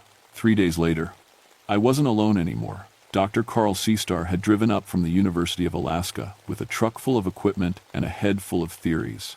He was younger than me, maybe 30, with the kind of excitement that comes from thinking you're about to make a discovery that will get you tenure. "The sonar readings are fascinating," he said, setting up his underwater cameras on the Times Tidewatch asterisk. "We're getting returns from something massive moving under the glacier, something big enough to show up as a solid contact at depths of 600 feet. I watched him work, checking his instruments and adjusting his cameras. How big are we talking? 400 feet long minimum. Maybe bigger. The sonar can't get a clear reading because of the ice distortion. But whatever it is, it's enormous. 400 feet. That was longer than the biggest whale. Longer than most ships. I thought about the folded metal in my evidence bag and felt a chill that had nothing to do with the morning air. We headed out into the inlet just after dawn. The water was glass smooth, reflecting the mountains and glaciers like a mirror. It was the kind of beautiful morning that made you forget Alaska could kill you if you weren't careful. "Drop the hydrophones here," Seastar said when we reached the area where I'd found the wreckage. "If there's something down there, we'll hear it." The hydrophones went down on long cables, sensitive microphones that could pick up sounds from miles away underwater. Seastar put on headphones and listened while I kept watch on the surface. For an hour, we heard nothing but the normal sounds of the sea. Ice cracking, distant waves, the hum of our own engine.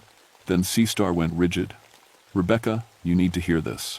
He handed me the headphones, and I listened to the sounds from deep beneath our boat. At first, it was just whale song, the long, haunting calls that humpbacks use to communicate across vast distances. But there was something wrong with it. The calls were too deep, too complex, and underneath them was something else. Voices. Human voices, mixed with the whale song like some impossible duet. "That's not possible," I whispered. "No," Seastar agreed. "It's not." The voices were speaking, but not in English. The words were old, flowing like water, rising and falling with the whale song, until you couldn't tell where one ended and the other began. I'd heard Tlingit elders speak the old language, and this was similar, but different. Older, deeper. Then the whale song stopped. The sudden silence was so complete it was like being struck deaf. No sound came through the hydrophones, not even the normal background noise of the ocean. For 30 seconds, we floated in absolute quiet. When the sound came back, it wasn't whale song. It was something else singing, something with a voice like grinding ice and deep water. The song was beautiful and terrible at the same time, filling the headphones with sounds that made my bones ache. And underneath it, barely audible, were the voices of the missing fishermen. They were calling for help. Seastar yanked the hydrophones up so fast he nearly broke the cables. His face was white, and his hands were shaking. "We need to get closer to the glacier," he said. "Are you insane?" "We just heard." "We heard proof," he interrupted. "Proof that something incredible is down there. Something that science has never documented." I stared at him. "We heard 8 dead men singing with some kind of monster.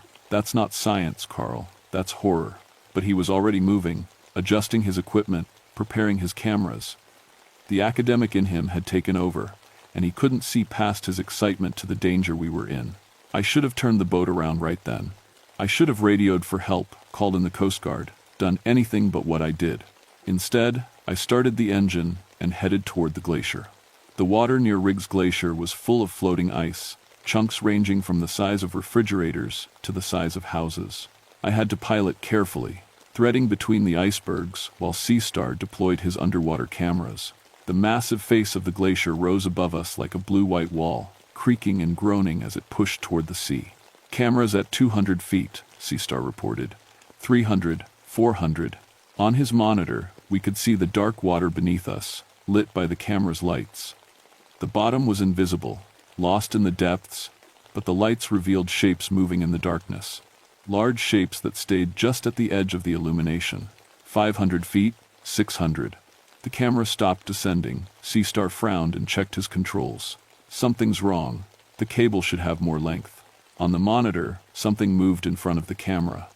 Something pale and huge, sliding through the water with impossible grace. For just a moment, I saw what looked like a human arm. But the arm was 20 feet long and pale as glacier ice. Then a tentacle, thick as a tree trunk and covered in suckers the size of dinner plates, wrapped around the camera cable. "Pull it up," I said.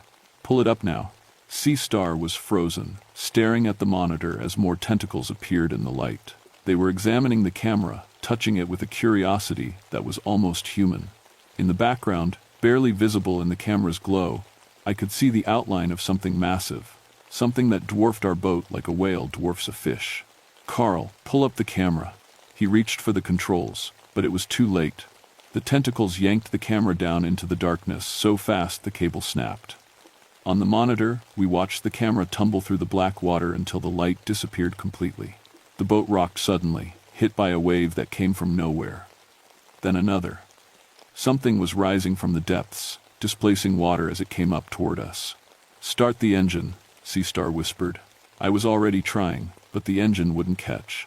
The boat rocked again, harder this time, and a sound came up from the water around us. The same terrible singing we'd heard through the hydrophones. But now it was everywhere, coming from all directions at once. The water next to the boat turned black as something massive passed beneath us. I caught a glimpse of pale flesh sliding by, too big to comprehend. One tentacle broke the surface 50 yards away, rising up like a pale tree before disappearing back into the depths. The engine finally caught, and I gunned it toward open water. Behind us, the singing grew louder, joined by voices that I was starting to recognize. Jim Morrison's voice, Eddie Kowalski from the Times Northern Spirit *, all 8 of the missing fishermen, calling out from somewhere beneath the waves. We didn't speak until we were back in safe water, miles from the glacier. When we finally stopped to catch our breath, Seastar looked at me with eyes wide with fear and excitement. "Did you see it?" he whispered. "Did you see the size of that thing?" I had seen it.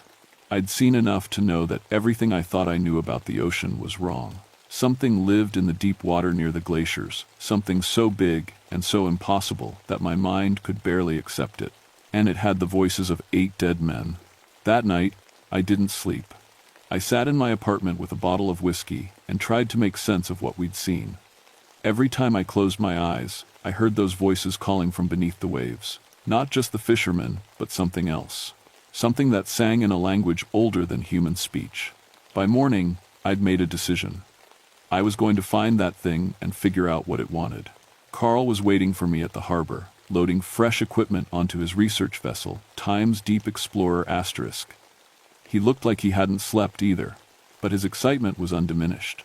"I've been thinking about the vocalizations," he said, as we headed out. "The way it seemed to mimic human speech. That suggests an intelligence level far beyond anything we've documented in cephalopods." "It's not mimicking," I told him. "Those were the voices of the men from the Times Northern Spirit *. Don't you understand? That thing has them." He paused in his work. "Rebecca, that's impossible. Sound doesn't work that way." "Nothing about this is possible, Carl. But we're going back anyway."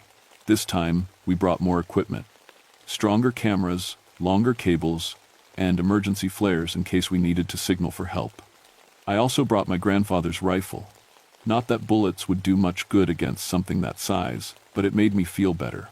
The water near the glacier was different today. Colder, darker, and full of ice that moved in patterns that defied the current. As we approached the area where we'd lost the camera, the temperature dropped so fast that our breath misted in the air. "Sonar contact," Carl announced. "Something big, moving up from the deep." I looked at the sonar screen and felt my blood turn cold. The contact was huge, rising toward us like an underwater mountain, but it was moving too fast to be anything natural. "How deep?" I asked. 800 feet, 700. "It's coming up fast." The water around the boat began to churn. Not waves. Something else. The sea itself was moving, swirling in a pattern that centered directly beneath us. In the middle of the swirl, the water was turning black. 600 feet. 500. I started the engine and began backing away from the disturbance, but the black water followed us. Whatever was down there wasn't just rising, it was hunting us. 400 feet. 300. The singing started again, but this time it came from the water around the boat. The voices of the Times Northern Spirit's Times crew, calling to us from beneath the waves. But now there were other voices too. Older voices, speaking in the ancient language we'd heard before. 200 feet. 100. "Carl, we need to go, now." But he was leaning over the side of the boat, staring into the black water with scientific fascination. "Look at the phosphorescence patterns. It's using bioluminescence to communicate."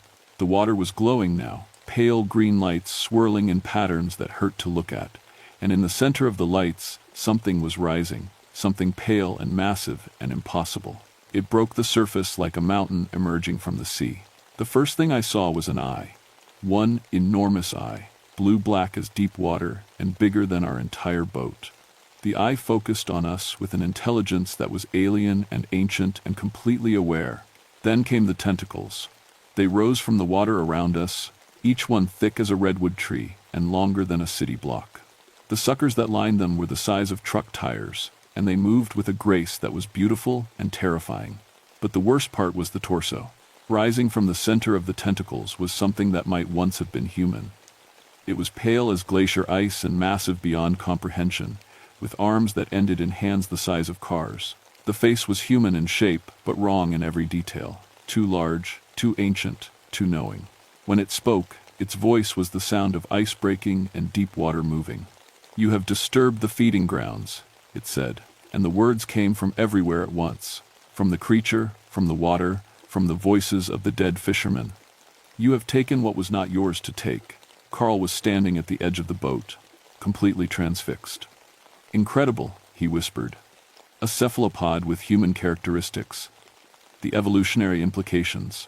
A tentacle rose from the water and wrapped around his waist with gentle precision. He didn't even struggle as it lifted him from the boat. "Carl!" I grabbed for him, but he was already out of reach. The creature held him up to its massive face, studying him with that enormous eye.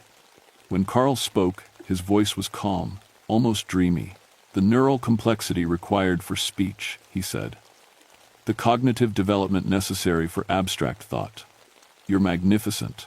The creature listened to him with something like curiosity. Then it began to sing. The song was the same terrible beauty we'd heard before, but now I understood what it was. It was a hunting song, ancient and primal, the sound of something that had ruled these waters since before humans learned to build boats. As it sang, Carl's expression changed.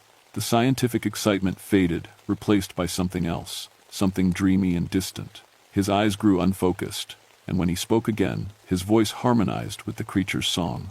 "The salmon runs have been disturbed," he said, but the words weren't his anymore. "The ice melts too quickly. The old ways are forgotten." The creature nodded, a gesture so human it was more terrifying than anything else I'd seen. Then it lowered Carl toward the water, and I knew I was about to lose him. I grabbed the flare gun and fired it directly at the creature's eye.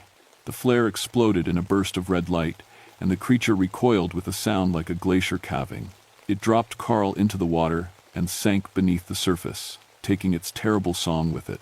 I hauled Carl aboard, and we fled toward open water while the sea boiled behind us. He was unconscious but breathing, his skin cold as ice, and his lips blue with hypothermia. It wasn't until we reached the harbor that he woke up. When he did, he looked at me with eyes that weren't quite his own anymore. "It showed me things, Rebecca," he whispered.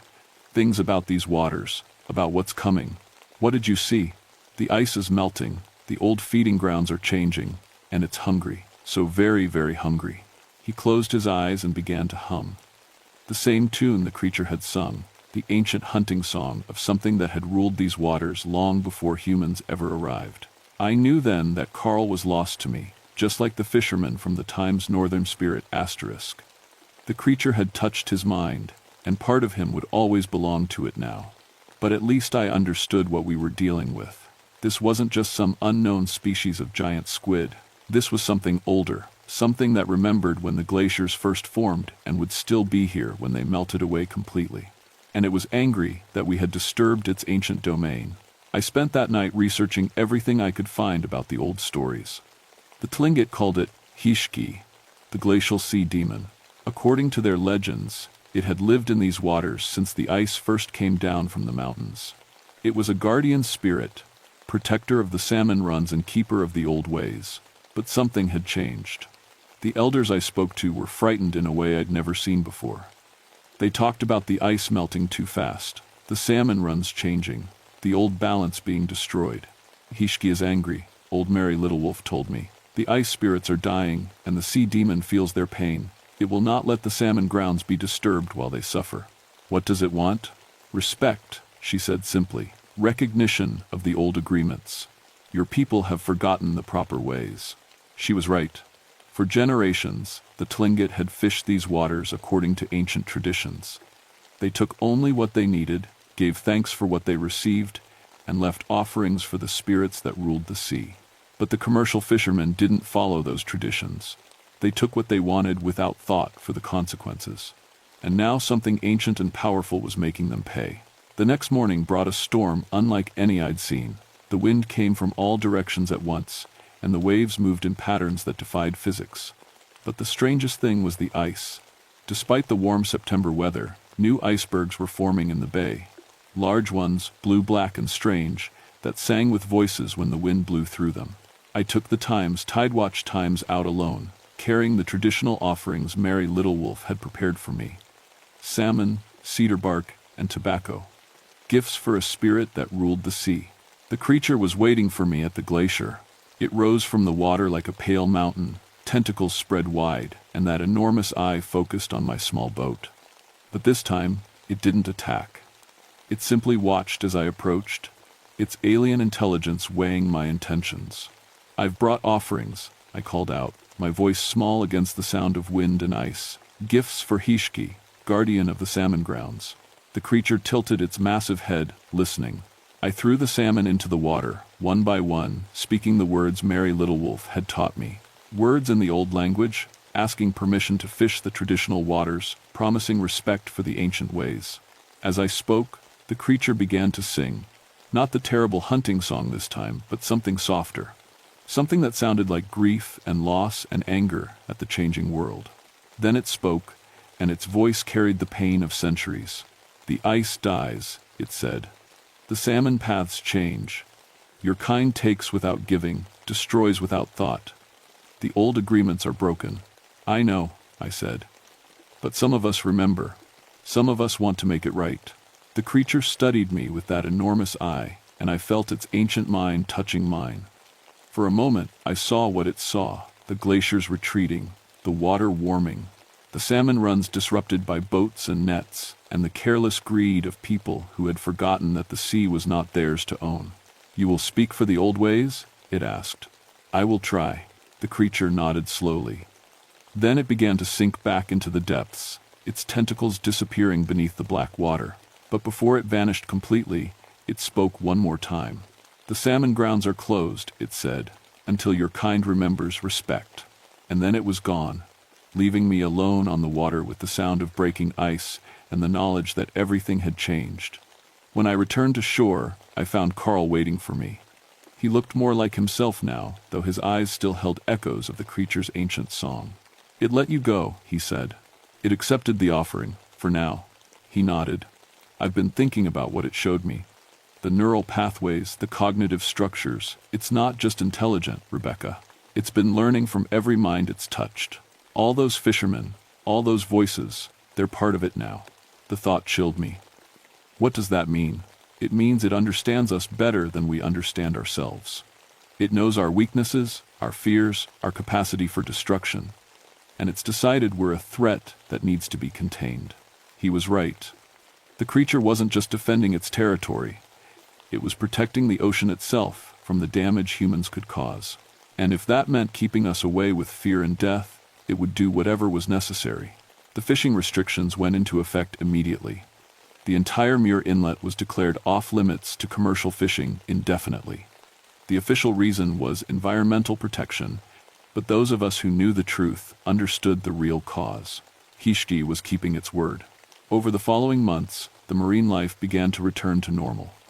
The whales came back to their feeding grounds, the salmon runs stabilized, and the water temperature returned to seasonal averages. But there were still signs that something ancient and powerful watched from the depths. Fishermen reported glimpses of massive shapes moving beneath their boats.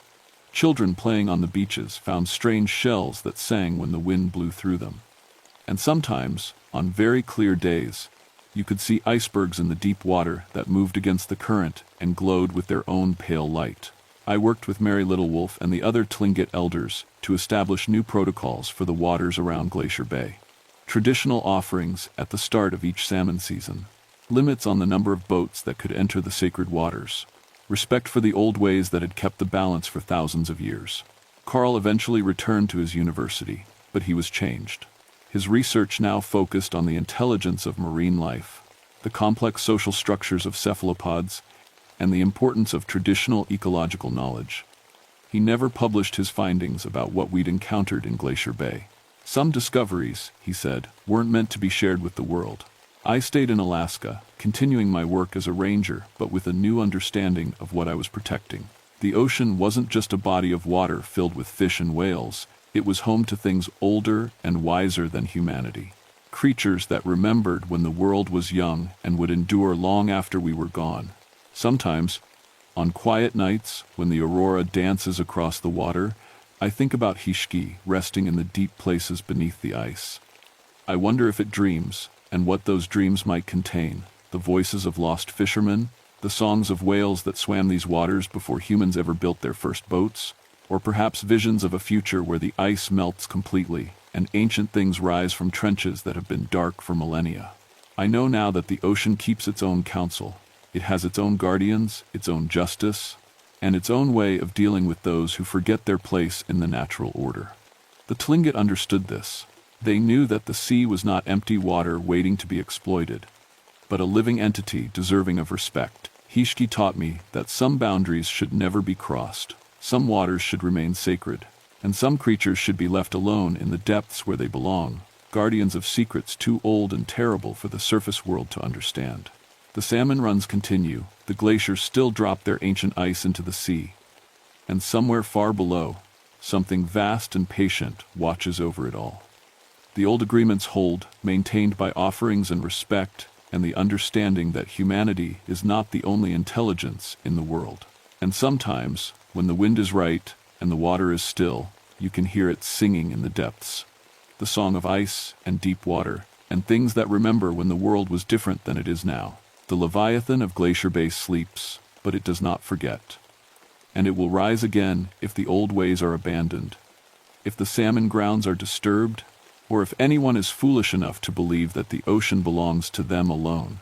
I know this because I've heard its voice in my dreams, calling across the dark water in a language older than human speech. A reminder that some forces in nature are beyond our understanding or control. And wisdom lies in respecting what we cannot comprehend. The sea keeps its secrets, but sometimes, if you listen carefully, it will teach you the most important lesson of all, that we are visitors in this world, not its masters, and our survival depends on remembering the difference. In Glacier Bay, the ice sings and the deep water dreams, and ancient things still guard the pathways of the salmon. The balance holds, fragile as morning frost, maintained by respect and offerings and the knowledge that some powers are older than human ambition. And in the depths, Hishki waits, patient as stone, eternal as ice, ready to rise again if the old agreements are broken or the sacred waters are defiled.